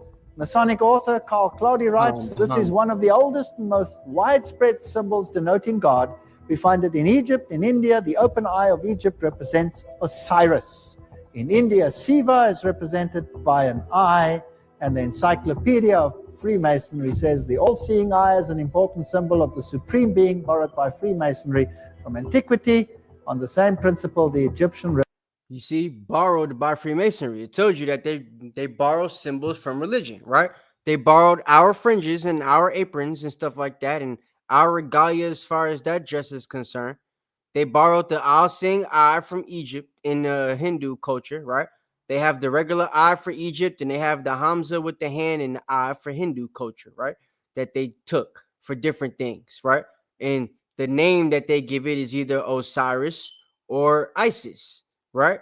And both of which are, if you know anything about Satan worship, forms of Satan, different names for that mother trucker, right? Represented Osiris. So, Islam uses the symbol, Catholicism uses the symbol. I'm just showing you some comparisons. To the ancient Egyptians, the right eye symbolized the sun, the left eye the moon. So there you have, again, the two aspects of the sun god. Bailey then goes on to mention, this is Alice A. Bailey, that the eye of God is Shiva or Siva, the destroyer.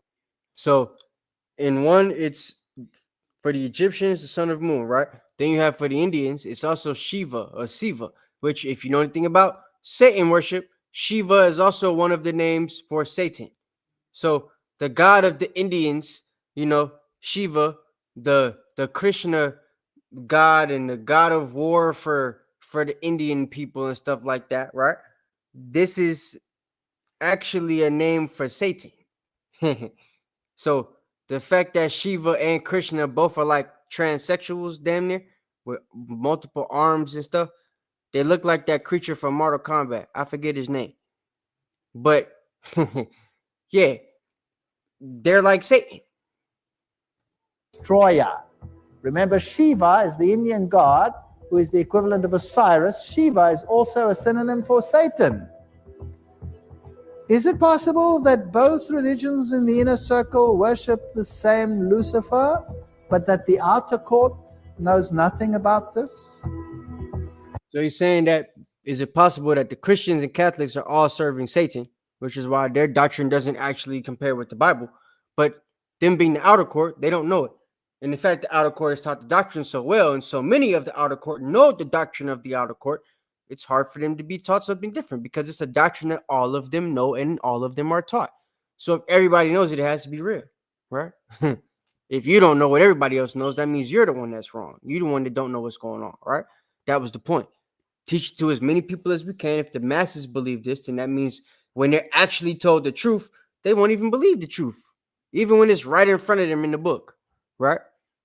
Because of how well they've taught it, the misinterpretations. Well, who is Baal? Encyclopedia of Freemasonry. Whenever the Israelites made one of their almost periodical deflections to idolatry, Baal seems to have been their favorite idol. Entire Baal. Remember, they take things from the Bible and the Kabbalah. One of the other things they took was, well, if the God of the Bible is only for the Israelites, why don't we make our God the main idol of the Israelites? Was the sun. Mind you, this is, brings a little bit more perspective as to why the Most High chose Baal as the God to say that we won't bow our knee to, right?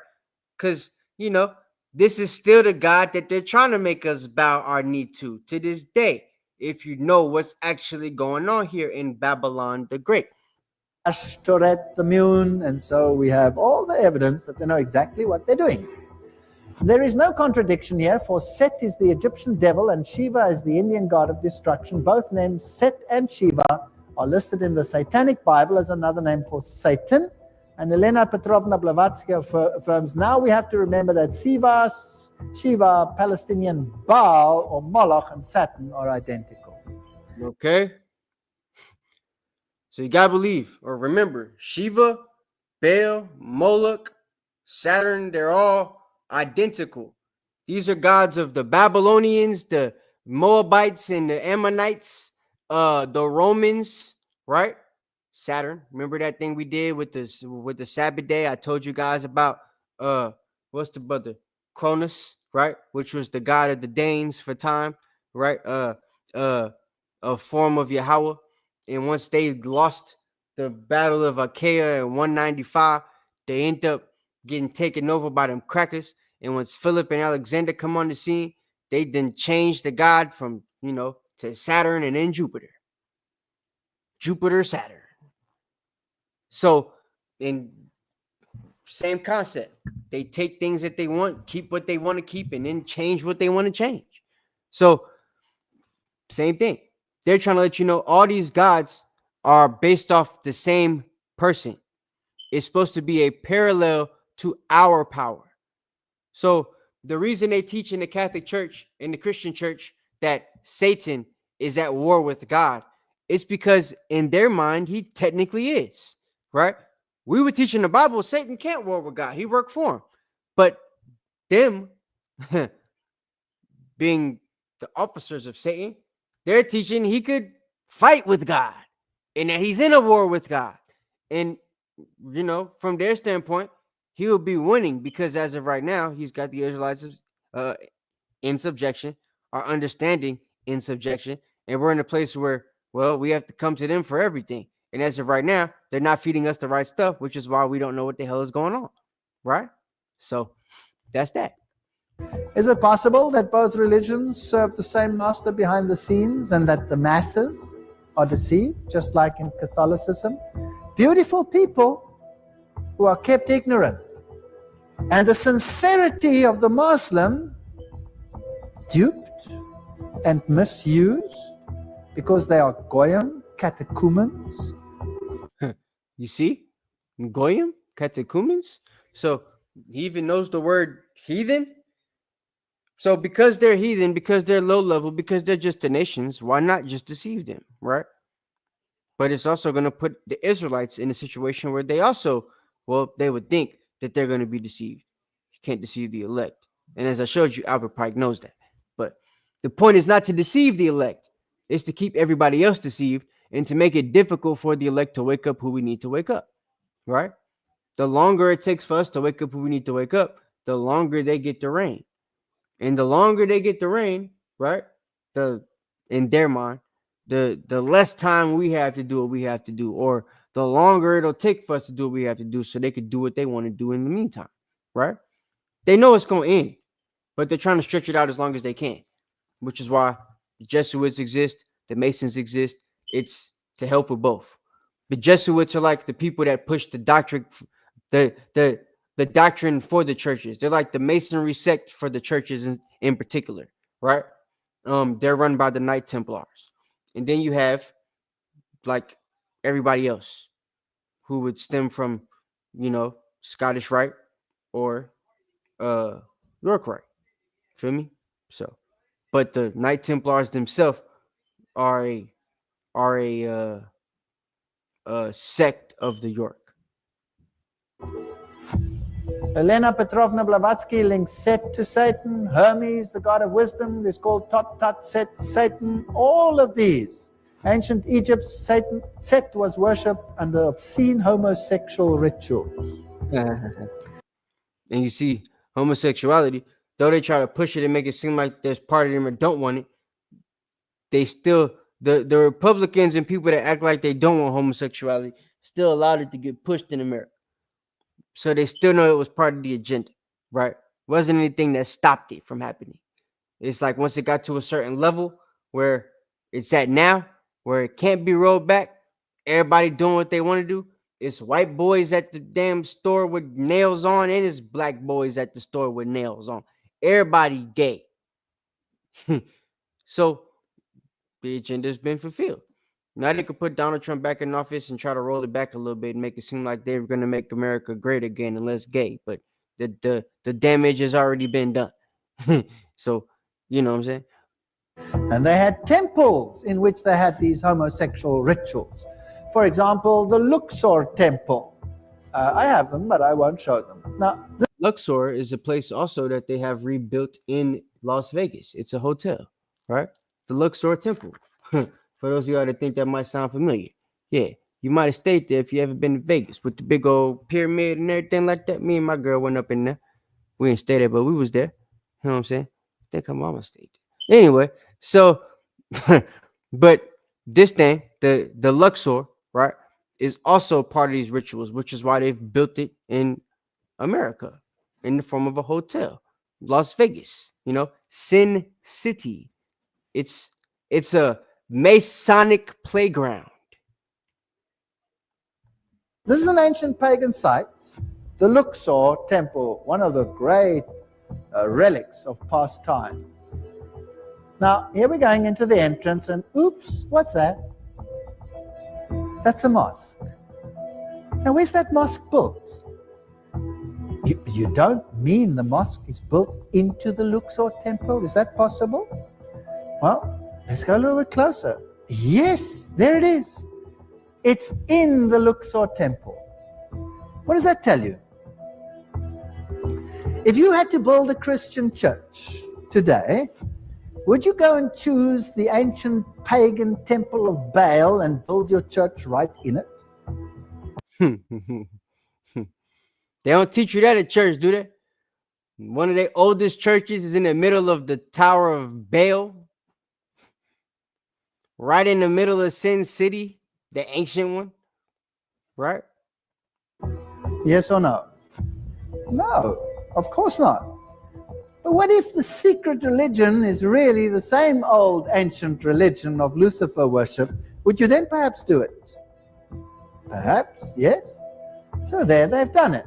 It's built into that temple. Amazing. On the ruins. Now let me take you to the temple of Baal, which is in another country, in Lebanon. And there it is. And on the Baal site, which is the same deity, by the way, what is that? That is a Roman Catholic place, a Roman Catholic church, on the same site. So on the same site in Lebanon of the Temple of Baal, right? You got the Temple of Baal, the Temple of Baal, same God, different place, right? There's a Catholic mosque built in the ruins of one and a Catholic church built in the ruins of the other. Huh. There is the cross, there's the Temple of Baal. Why build it on the same site? Why have the same rituals? Catholicism does it, Islam does it. Do you think they have an agenda? And if we go into the great Catholic places, this is the place where Mary apparently ascended. And something you're going to notice too, right? The reason I brought up Noble Drew Ali and Morris Science is because if you know anything about Masonry and Shriners, right? They wear something called a fez, a cap, right? There's no Israelite ever that ever wore these. If you're a smart Israelite, you typically don't even wear a kufi cap. Those that know the truth about the kufi don't wear those.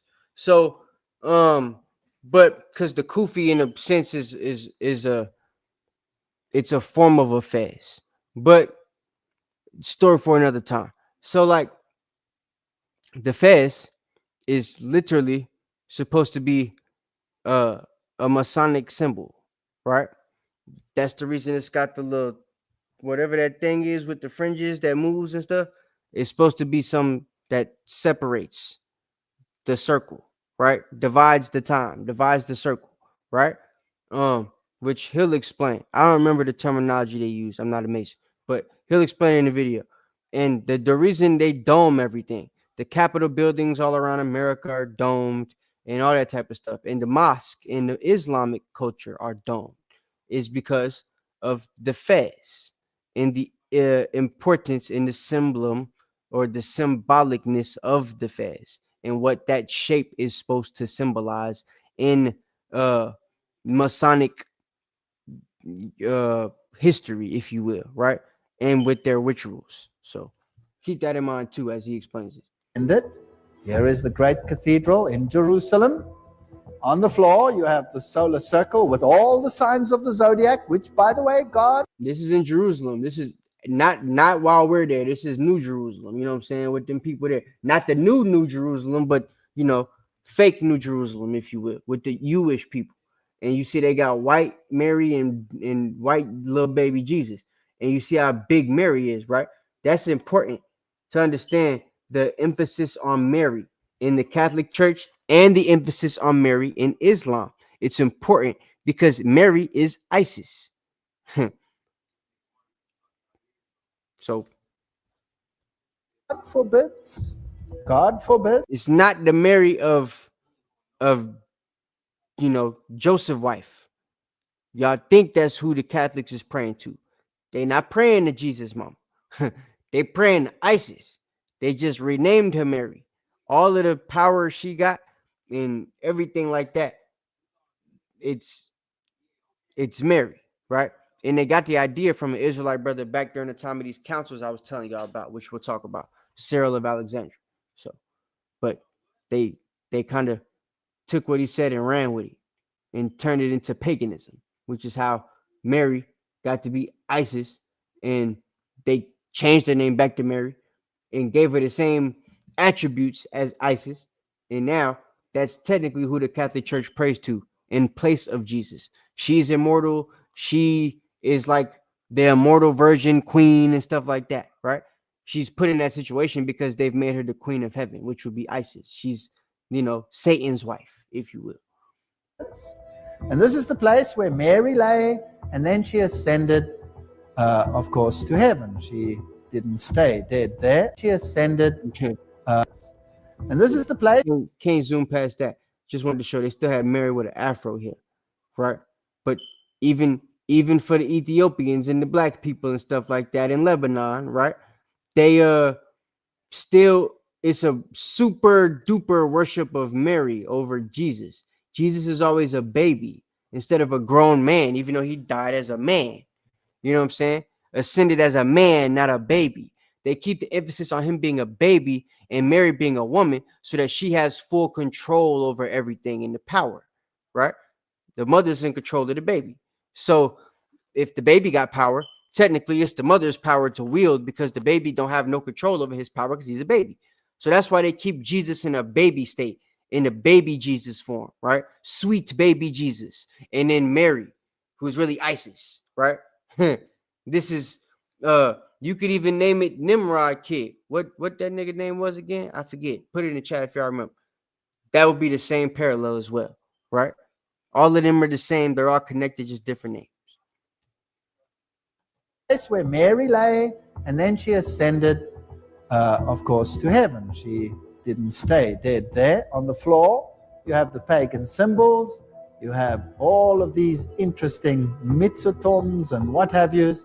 And you see this shape here, right? What's this? The parallel, this damn shape. I'm going blank. It's late, y'all. Select. I was running in the rain all day today and stuff. But this is the shape that when you have the quote unquote, what they call the Star of David or the lily, as we call it, right? This is the inside of it. You see that they have it here without the points, without the quote unquote star, right? Here they have a 5-point star, so it's not the same. So when you say they use this symbol in Satan worship, it's this symbol here. And again, they take things from us and use it. They've taken the middle of the lily, if you will, and used it as a symbol. But it's not the actual quote unquote Star of David that is the symbol that's used within Satan worship, right? They have a 5-pointed star and then that. So. And the pentagrams, upside down pentagrams, all symbols of Lucifer. And then in the paintings, this interesting star. This star is actually two squares. Because you see, here, they have a star here, right? This is a Catholic star and a Muslim star. It's got 8 points. Don't have 6. So even when it comes to our seal, they were sure not to use this. Jewish people use it, but Jewish people are, they stole our identity. That's part of the crafty council. This is too, but it's showing you how deep it is as far as the connection between the two of them, or three of them rather, Christianity, Catholicism, and Islam. And the simple fact, which should be a fact to you now that you should see very easily, that they don't actually teach from the Bible, which is why what we've come to the conclusion of is so different than what they are always debating us about. Squares, one inside the other, and that is how the pagan deities were represented very often, either as triangles, one within the other, or as squares, one within the other. And the squares, one within the other, were often used for Isis and Osiris. There you see it in the Roman Catholic Church, dedicated to Mary. Also on the floor of that Roman Catholic cathedral, you have the boat, you have the waves, the water, you have the P and the X. Remember that Morals and Dogma told us that that was the staff of Osiris.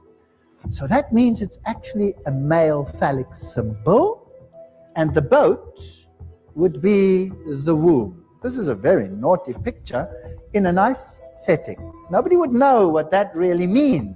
It's an 8-pointed star. Floor. Oops, I showed you the double-headed eagle, but I'm now going to point your attention to the floor. Oops, what is that? I know that double-headed eagle. This was the symbol that came from us, as I told you guys when we did the Dan lesson, right? That the Roman Catholic Church stole after they, got control of the Holy Roman Catholic Church, or the Holy Roman Church, I should say, and turned it into the Roman Catholic Church again. So, but they kept the symbol, so they got the two-headed eagle. But yeah, we used it as the Primitive dynasty, and we used it as the Holy Roman Empire. Right? I mean, just to quickly prove that for anybody that forgot about that lesson. No, it's hard to see, but the eagle, also known as the Savaxlica or the Slavatstica or Elise or Plamina or Elise Saint Winterklaas eagle or the flaming eagle was the original symbol of the Duchy Bohemia, which I showed you guys that, and the Queen of Bohemia, which was one of King James' siblings, right? As a symbol of the fathering dynasty of Chechnya, the Primlicids, right? The oldest depiction of the arms comes from the coins minted by the Duke Bendrich 1179 to 1181. The eagle there is depicted as surrounded by small crosses symbolizing flames. The eagle itself is said to originate from the arms of the Holy Roman emperors, depicting its closeness to the Czech Primlicids, to the imperial court, and their prestige among the imperial nobility, proving they were the aristocrats of the Holy Roman Empire that were sent up north to take control, which they did, right? This was Dan, Judah, Benjamin, Levi fighting together, as I showed y'all. So that's where that symbol comes from. We lost it because they took it. So back to the video. It's an 8-pointed star. Now, who does the star represent? Well, there's the Star of Islam. Isn't that interesting? The two are identical. There's the Star of Islam in various forms. So we find the star in Islam, we find it in the Catholic cathedrals, we find it especially dedicated to Mary, and we find it in the Islamic world. He's making connections. He's showing you how all these things have parallels. And you've wondered why they call them damn Abrahamic religions. Why they try to connect these two religions that are different. It's because they're not. They're different to you because you being in the outer court, when you're quote unquote practicing the religions, you think they're different because of the doctrine that they teach you, the misinterpretation of the scriptures that they give you, right? The Quran itself is a misinterpretation, but the Bible, when you're a Christian or a Catholic, which most people on the planet are, they are given a misinterpretation of the scriptures that they willingly believe, right? And he's showing you the parallels that you guys are actually, if you want to be technical, you're keeping Islam. And the Muslims is keeping Christianity because they're all one and the same for the people on the inner court. Now, how does the star come into existence? It's simply a square within a square, and there you have it. If you want to have the Star of David, you just take the triangle within the triangle, and you have it. There you go. It's a sex symbol. It's occult. It's very occult, in fact. So now, we're showing you how it's an interesting story of a man who claims to have been a Jesuit. Alberto Rivera. This is a Jesuit. So the brother asked, do we know about the Jesuits? Well, yeah, we do. There's a very important Jesuit named Alberto Rivera that explained what the reason the cardinals put the Jesuits in power was for. This also was the reason Masonry was, put into play. The reason why the Roman Catholic Church allegedly made Islam, and the reason why Christianity and Catholicism are taught universal religions, right? Or universal doctrines that include everybody, right? The Catholicos, if you will. So, his name is Alberto Rivera. And he claimed that Cardinal Bear, the Jesuit general, personally instructed him on the origin of Islam. According to Rivera now, the Roman Catholic... So, Cardinal Bay is a cardinal and a Jesuit, and he personally told this brother how we started Islam. Catholic Church started Islam on purpose to take the Arabs under their control and to secure Jerusalem. Fascinating. This is, of course, high. Take the Arabs under their control and secure Jerusalem. If you know about the history back then, they was fighting for Jerusalem back then, the Muslims and the crackers. They was both going back and forth for a long time to see who was going to get Judea, right? Whoever take the Jews wins the gold. Whoever takes the Jews wins the world. So that's what it was. Everybody been trying to fight to take us out this whole time, or to take control of us, right? And unfortunately, Ishmael thinks that they're fighting the actual Jews right now. Some of them, anyway. A lot of them know the truth, but some of them think they're fighting the actual Jews right now, which is part of the issue that they have. If they just went and got the real Israelites, a lot of that stuff wouldn't be happening. But we gotta let it play out. It's a movie. Highly ridiculed in the literature. Nothing like that ever happened. But let me digress and speculate a little bit. Who was first, Catholicism or Islam? Islam. Catholicism was first. I'm playing. And Catholicism had a major problem. You see, the Byzantine church initially was on the side of Rome, no problem. Yeah, I remember the Byzantine church, a Byzantine church. That's what we call Byzantine. He calls Byzantine, but Byzantine, right? The black church, the Negroes, the guys that was in power, right? We was all one, as I showed you guys in that damn lesson, the Holy Roman Empire and us, right? That's how the Primlicids got up north.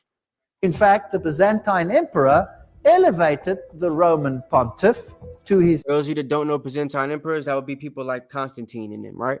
So, and I showed you he was a brother, if you want to go back to that lesson. So, level of corrector of heresies of the entire world. So yes, the Byzantine church and Rome were initially one. Only after about 1,000 years did a split come between the Orthodox and the Catholic Church, when the Orthodox Patriarch refused to accept and acknowledge the supremacy of the Bishop of Rome. And then war... You see? So, the Bishop of Rome is trying to basically make himself a cardinal, if you will, or a pope. So, he's trying to make himself supreme over everybody. And the Byzantine emperor is like, nah, we ain't finna do that. Y'all niggas tripping. So that's how it went, right? And they split. This was called the Great Schism, right? So do I have that up here? I thought I had it. I must have deleted it. But it's called the Great Schism. Y'all can look that up. The Great Schism. It broke out between these two groups and has been waging since after the Russian Revolution. Now the Orthodox Church is saying, I'm sorry. So that's been resolved. But in the first few hundred years of Catholicism's rule, what was the main problem of Catholicism? Who was the problem? The true Christians. The true Christians, because Christianity had spread in the Middle East. Why was it a problem? He's not going to know this because he's a Seventh-day Adventist. So he still doesn't really understand what a true Christian is, being an Israelite, right? So they're the people that believe in the law, that believe in everything the Bible says. They're not teaching that everybody could be saved, right? They're teaching that the Israelites could be saved. Salvation's for the Jews. You know not what you worship, right? They had to get rid of us. They had to teach a doctrine that would stop us from teaching what we were teaching. Even when you get to the stories about Muhammad, we taught Muhammad the truth about the Bible, which is why he made the Quran. We taught him the God of the Bible was only for us. And I've showed you guys in the Quran, I think it's Surah chapter 90 or something like that, Surah 90, where one of the chapters, I'll try to find it. We're going to do an Islam lesson one day, but there's a chapter where he literally is talking to Israelites in the chapter, trying to convince them to believe whatever revelation he claims he has. And they're literally like, nah, you can't be getting no revelation. It's only for the Israelites. Like, we're not going to listen to whatever you say. And I'm paraphrasing, but something like that, right? And Muhammad basically gets upset, throws like a little temper tantrum within the verse, starts telling them the Most High is not going to deal with them in so many words, right? And that he was going to be the best prophet, you know what I'm saying? And his final word is going to stand, which is why they end up calling him the last prophet. It was based off that chapter and the things that he said there when he had his last conversation with the Israelites. And from there, he started preaching a doctrine, the rest of the Quran, where God doesn't accept anybody but the Muslim. This is where the switch goes, right? At the beginning, he's saying things like, you know, God still rock with the Israelites. He preferred them above the worlds. And, you know, then he starts asking the Israelites to help him and stuff like that, and to join in with them and stuff like that. Once they decide not to do it, now the Israelites become the enemy of God, and the Muslims are the ones that are the true worshipers. It changes, right? So what they do in Masonry and even the Catholic Church, for the insiders, right?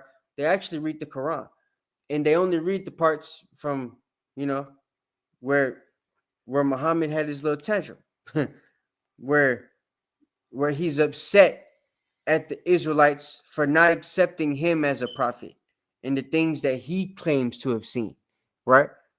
So that's kind of where it is. It's from a place of jealousy, if you will, that we got the blessings and they don't. So now we're going to teach a doctrine that's going to take away the blessings that they were given. It's going to prevent them from even being able to get the blessings, right? And we're going to reap the benefits of the blessings while they're trying to find out who the hell they are. And weed through the lies and the deception and the misinterpretations that we're giving. So that's the play. That's the game. Wouldn't it be nice if these supposed Christians of Rome could use an organization to eradicate Christianity and replace it with another form of their religion? Front organizations. They're very good at it. You know, the Jesuits created who? Freemasonry to do the work. If something, they ban Freemasonry, and if something happens, they say, oh, it wasn't us, it was Freemasons. See? So he's telling you, the Jesuits created Freemasonry, and the conspiracy theories about Freemasonry to make you think it's all the devil worship and stuff like that, when it's really just a fraternity. It's the front organization, right? It's the fall guy. You feel me? So when you hear Abba Bivens was going to go fellowship with commandment keepers who are linked to a Masonic lodge in New York, you're like, damn. So these niggas was Masons. Oh my God, they were devil worshippers. Oh, good. Oh my good golly, oh gee, oh my. The devil done taught them the Bible, and they're over here teaching this bastardly way of salvation because they're saying it's only for black people when the Bible says it's for everybody. When the Bible don't say that, that's a misinterpretation you have in your head. That's a lie and deception you have in your head. And you're trying to find some way to rationalize the fact that the lie and the deception is in your head, and we're saying something different, and we're showing you that what we're saying is in the Bible and what you're saying isn't. Well, it's easier to rationalize those things when you have a doctrine that everybody else is following and used to. Then you can say, well, damn, my whole church feel this way, so he the crazy one, or she the crazy one. They could call up their homegirl while you in the middle of the debate with them or whatever, and the homegirl say the same crap they were saying, so you seem the one that's crazy because they always thinking the same thing. That's the play. That's the game. Isn't that right? Well, they blame the Jews. No, it's not us who rule the world. It's the Jews. It's them. It's Zionism. But in actual fact, it's Catholicism. Now, if the occult world wanted to gain control and the occult... You see? And I agree. The Pope is, in my opinion, he's like the witness in Revelation. What's that, 19? He's the one that's going to get taken back. Right? So, I don't think it's going to be some big Jewish figure. You know what I mean? Because he's the one controlling everything. The Pope is the central figure for all three of these religions. He's the one that has coined them all to be Abrahamic, even though in doctrine they're all supposed to be different. Right? So, yeah. Let me fast forward a little bit though, because I want y'all to catch some things. Hold on, I might not be able to. World controlled Rome, why not control all occultism? Wouldn't that be interesting? I'm just speculating. I can't prove this. I'm just saying that that's what Rivera said. Rivera said nobody believes him. So let's have a look at what happens. Fatima is a very interesting place because Islam controlled Spain and Portugal once upon a time. And the Pope is here in front of the statue. By the way, those people that controlled Portugal and Spain that were Muslims were called Moors. A lot of you niggas were told that's what we were. Some of us were Moors. Most of us were called Jews back then. We were also in Spain and Portugal. Of Fatima. There's the shrine, the Fatima link. A Vatican insider, Dr. Malachi Martin, has said that based on the message of Mary in a personal visitation, John Paul believes there will come a day when the heart of Islam, already attuned to the figures of Christ and of Christ's mother Mary, will receive the Islam already attuned to the figures of Christ and Christ's mother Mary, right? Because if you being honest, Islam is supposed to believe in the Bible too. Not the actual Bible, but the doctrine of the Bible, right?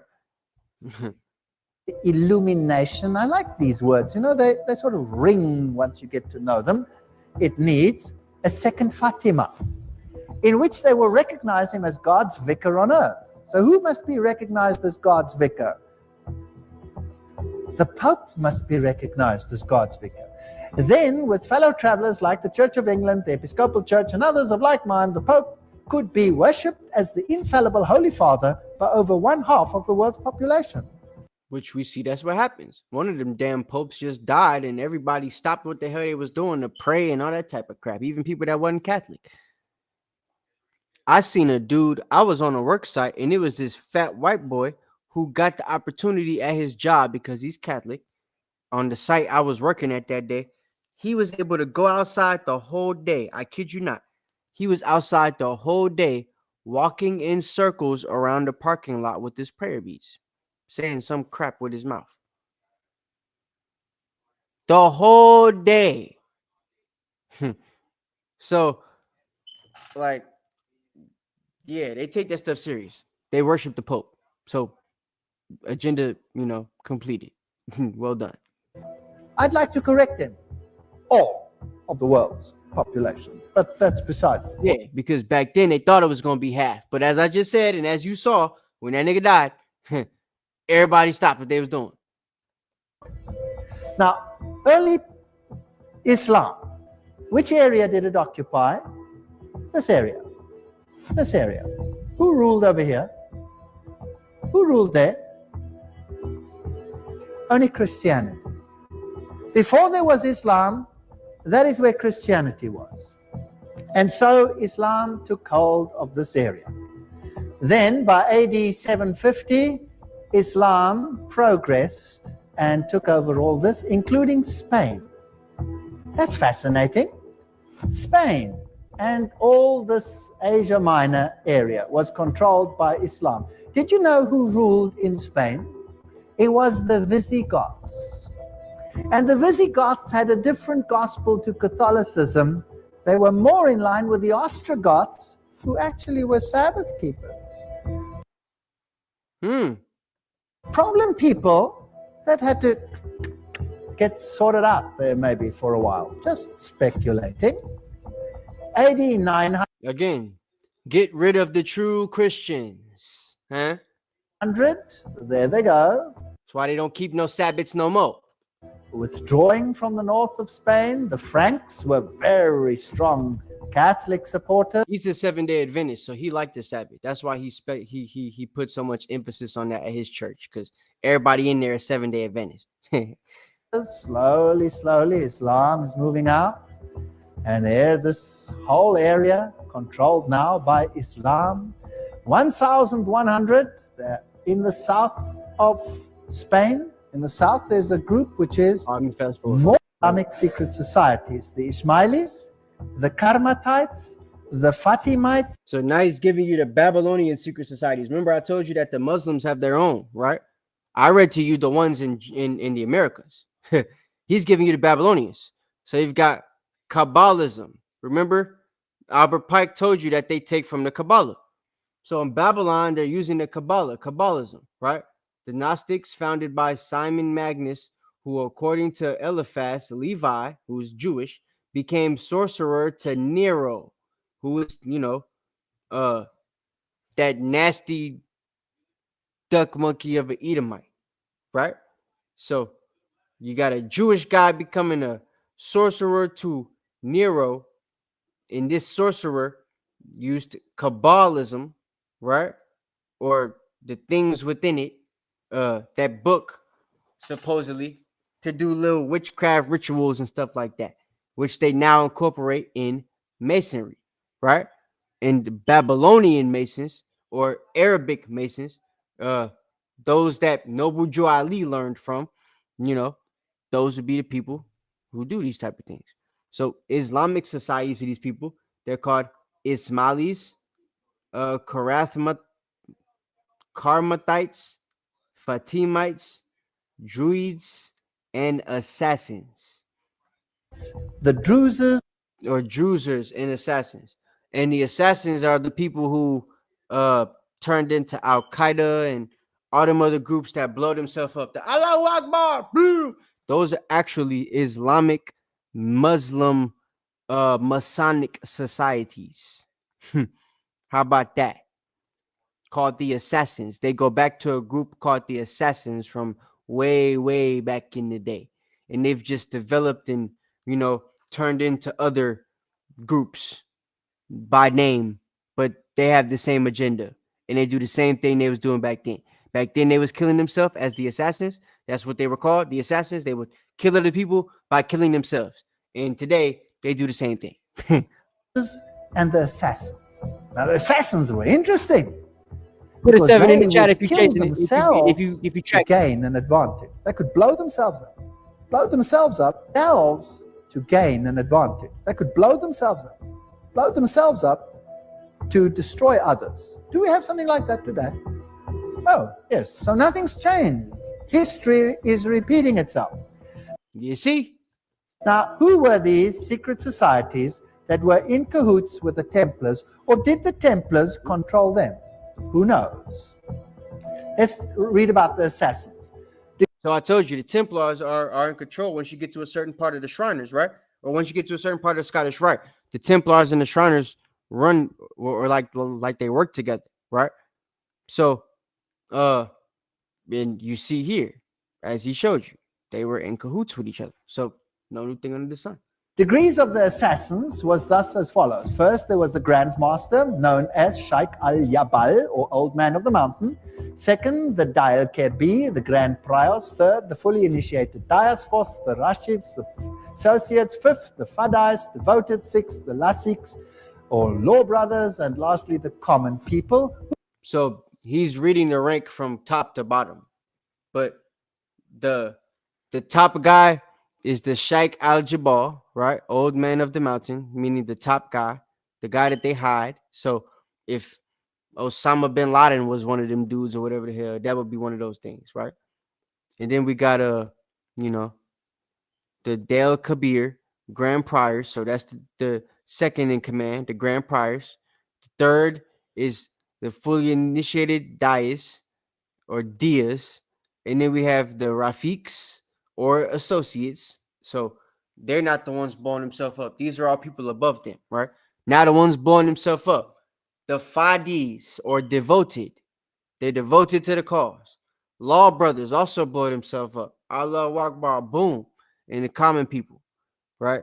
They're going to do things to show you that they're worthy of blowing themselves up. So these are the Assassins. Just like the people we have over there today, right? Daesh, Al-Qaeda, and all them other people, right?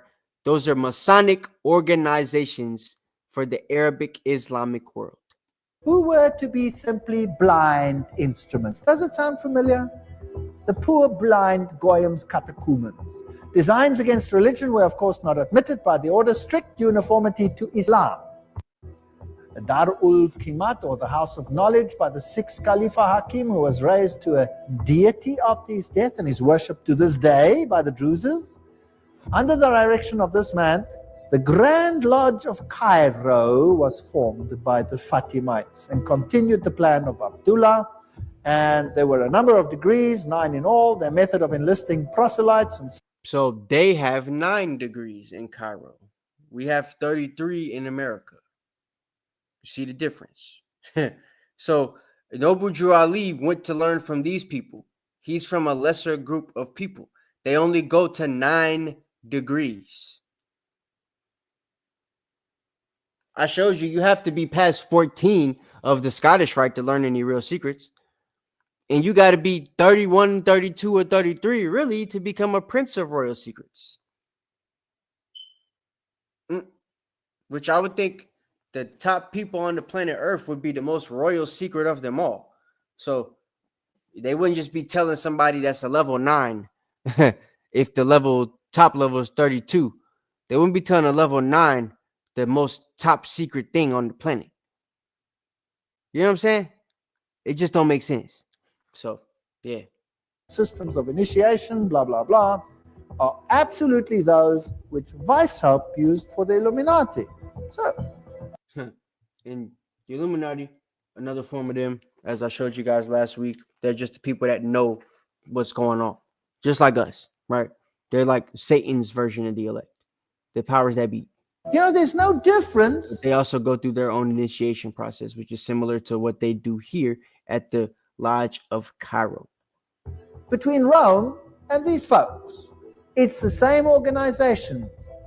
Is it possible that they've used thesis and antithesis for thousands of years, if you like, to rub up the remnants of Christianity and opposition? And later, when the Orthodox Church split, what did they do? They created an empire called the Ottoman Empire, which went in and slaughtered the Serbs, who were Orthodox, and slaughtered the Romanians, who were Orthodox. They raped the women. They threw the children in the air. They caught them on the ends of their bayonets. They decimated whole Orthodox areas. Incredible. And what escaped to the north into Russia, it didn't escape the sword of communism, Lenin and his murderous band. There has been a So, yeah, check this out. Fast forward a little bit. of a Christian lodge. You remember this table is an indispensable part of the furniture of a Christian lodge. You remember this? A Christian what?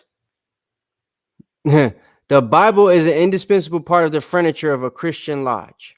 This text, I showed it to you earlier, comes from Morals and Dogma, only because it is the sacred book of the Christian religion. The Hebrew Pentateuch in a Hebrew lodge and the Quran in a Mohammedan one belong on the altar. And one of these, and the square and the compass properly understood, are the great lights by which a Mason must walk. One of them, along with the square and compass properly understood, are the great lights by which a Mason And work. will walk and work. So when you come in, as I told you last week, you have to believe in a God. They want you to do that, right? So you come in believing in a God. If you move up enough, you're going to find out the only God that you can believe in as you move up is either the God of the Bible or the Mohammedan one, Allah, right? So check it out. They chose Which one? Obviously not the Bible, because Morals and Dogma itself says it hates that Bible. Didn't it say that? We read the quotes and they changed it all. And the Hebrew Pentateuch, well, that is the Bible. Right. So which one is left? Pentateuch, 5 books, first 5 books. The Hebrew Pentateuch is just the Torah, right? So they don't like the Torah. They don't like the Bible itself. So what they going to use? The Quran. Check it out. Which one's left? By elimination, the Quran is left. Now, the Quran as such, or rightly understood? Probably rightly understood. Why? Because the Quran directly demotes Jesus Christ. You see? Why do they want to directly demote Jesus Christ, even though they promote him in Christianity and make him the God, right? It's because the power that they're giving Jesus in Christianity is similar or equivalent to the power that they give Mary in Catholicism. It's supposed to be a parallel, right? So both are supposed to be false, but it's supposed to be a parallel. That's what you got to understand. It's part of the deception. It's the book that directly demotes Jesus Christ, whereas the others had to be modified to adjust to the insider to demote Jesus Christ. Are you with me? You see? The others had to be adjusted to demote to the insider's Jesus Christ, because you can't actually demote Jesus Christ when you read the Bible for what it says. So they had to be taught doctrines to demote Jesus Christ apart from what the Bible says. The insiders, that is, right? So they would then teach the outsiders what the doctrines are that they want to teach. And the outsiders never actually look at the Bible. Now let's have a look at this. This gets fascinating. The deadly deception. James D. Shaw was a 33-degree Freemason. And he was at an interesting ceremony where a very high preacher, very prominent preacher, his first name's Billy, by the way, was also there at his initiation ceremony. But that's another story. 33rd degree, Knights Commander of Court of Honor, past Worshipful Master, Blue Lodge, past Master of all Scottish Rite bodies. That's what he was. He was a 33-degree Freemason. And he explained some of the rituals.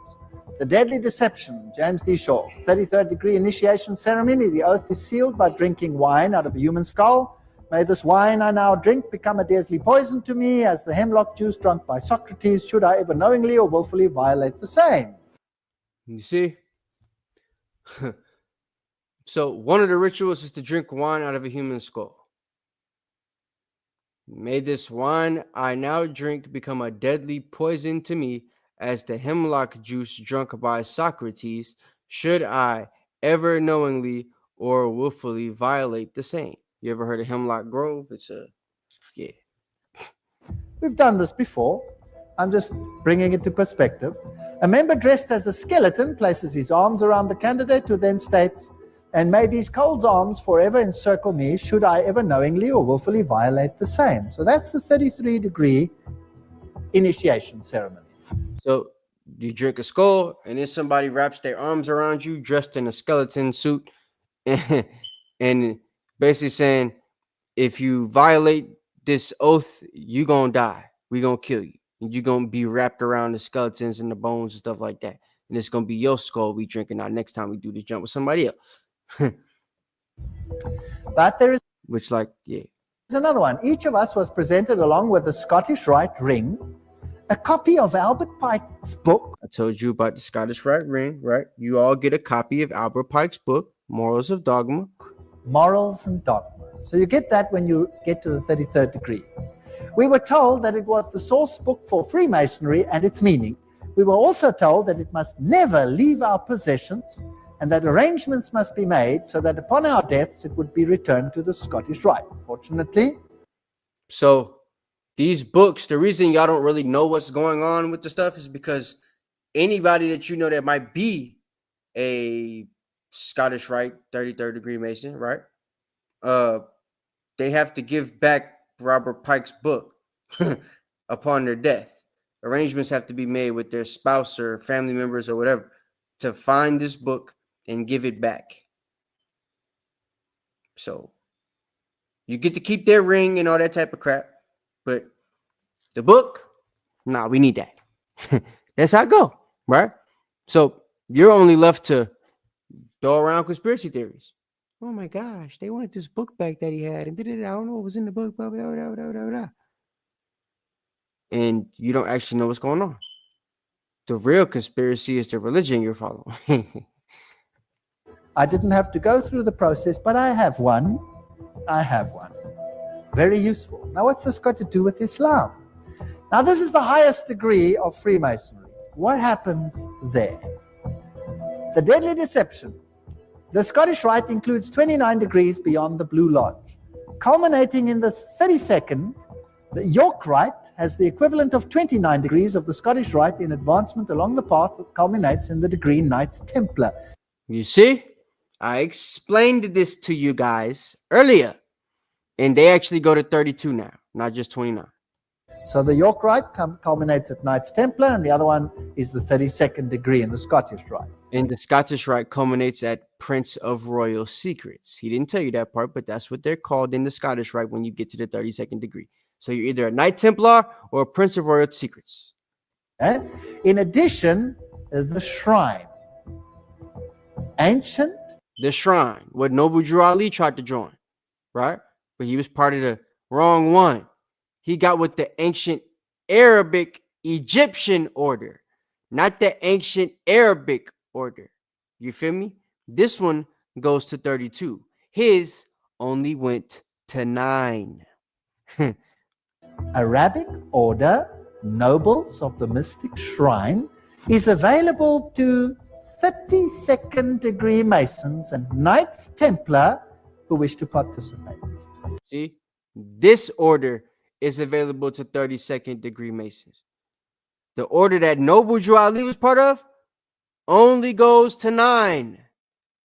There's a big difference. All right. That's why he's a Moor, because he didn't know nothing. He knew nothing about who he actually was and what our people actually are and who our people actually are. Right. He didn't know that. He didn't get no secrets from Albert Pike and these people. He joined the wrong group. They didn't even tell him, hey, you joined the wrong shrine to get the information you claim you're looking for, brother.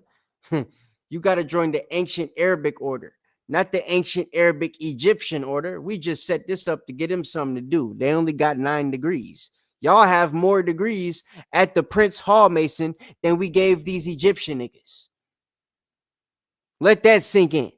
And y'all think Noble Drew Ali taught people, man, shut up. So the highest order is available, those are highest order, and become Shriners. The ancient Arabic order, nobles of the mystic shrine, the show army of Masonry. Maintain the show army of Masonry. That's the shrine. They're the old white people that you see, you know, the real ones with the hat.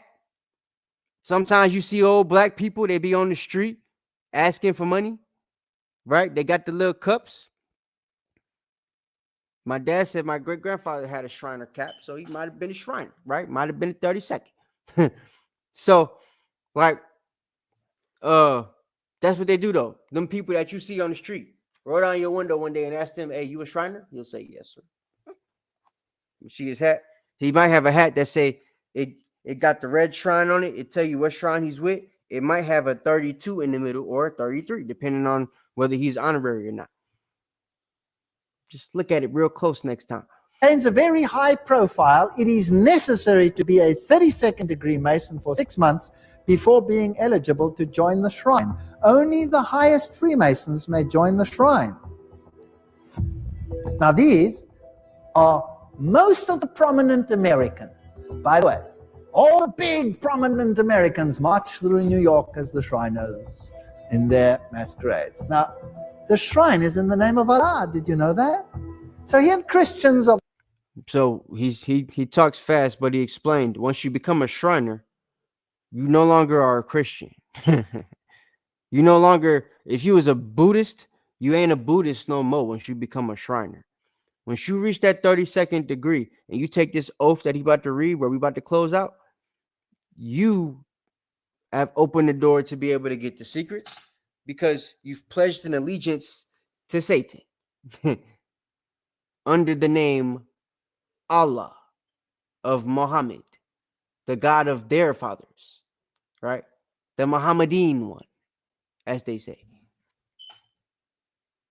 Of so-called Christians of the 32nd degree who now know already that they worship Lucifer, come to the shrine with the Quran on the altar. Now the Bible's gone. When you reach the highest level of Freemasonry and you become a Shriner, the Bible's gone. We sealed our solemn oath in the name of Allah, the God of the Arab, the Muslim, the Mohammedan, the God of our fathers. We sealed our solemn oath in the name of Allah, the God of Arab, right? What's an Arab? An Arab is a white person from the Middle East. For those of you that didn't know that. They tell you mixed person, but it's really a white person from the Middle East, right? Muslim, right? Which is why a Muslim and a Muslim are different. The Moors are Muslim.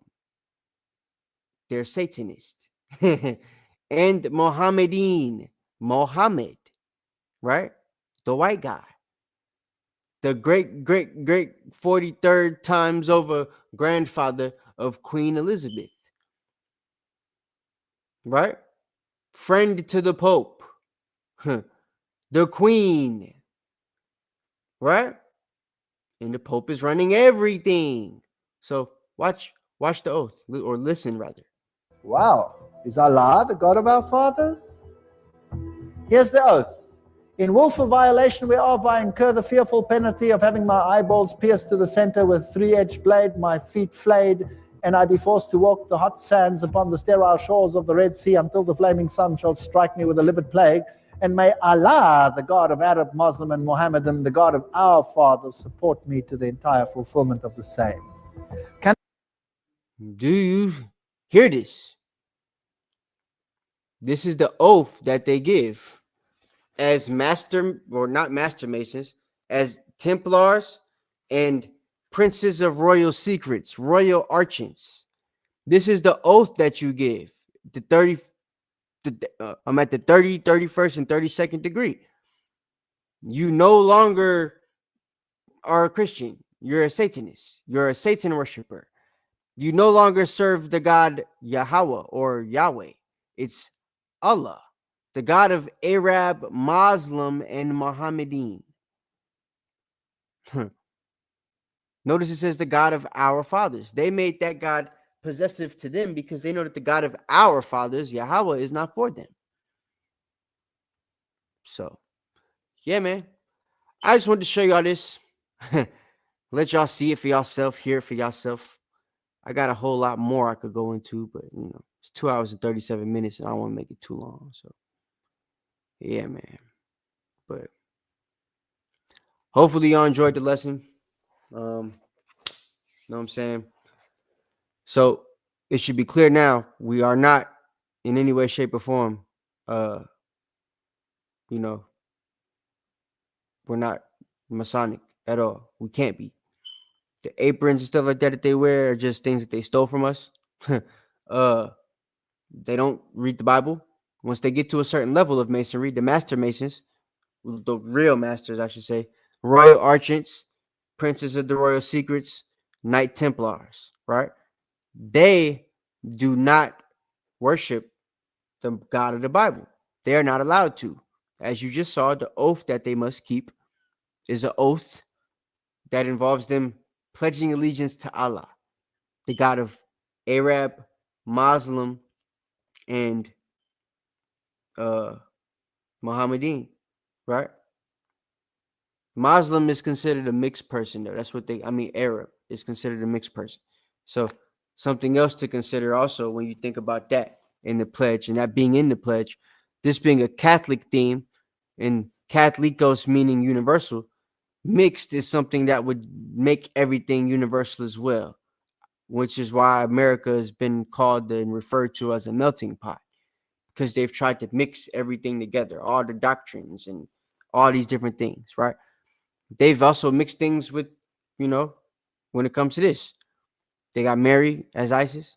That's a mix. They've changed the Most High into Allah, who's actually Satan and Osiris.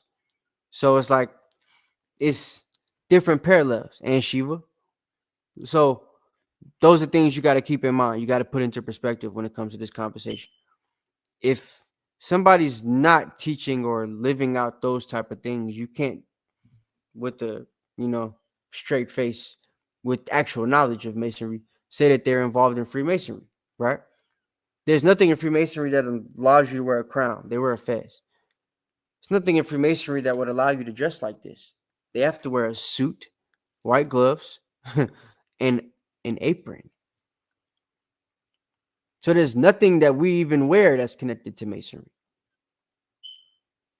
You want to say fringes? Well, I've showed you lessons where the Chaldean kings were wearing fringes before the Israelites. Abraham himself being a Chaldean. So those are things you got to think about. Y'all just can't be out here lying. I'm not going to let it happen. So we got it out there on the record now. Whether people see it or not, it's out there. So if you know people that got questions about Masonry, you know what I'm saying? Bring them to the video. If they got questions, I'll answer it in the chat. But yeah, man. Hope y'all enjoyed the PowerPoint. Hope y'all enjoyed the video. You can find the rest of that video on We Woke Now, YouTube. And yeah. Hope y'all enjoy the rest of the week. Stay tuned for the classes that we got. The water, sis. Yeah, shalom to everybody in the building. Salaki, I didn't do the individual shout outs for y'all this week, but you know, we running low on time and everything. So all right, man. I ain't gonna do the normal thing, but Knock will be here next week, so we'll do all the shout outs and everything like that next time. We will see y'all next week. Some good. Y'all enjoy yourself. Peace. Shalom.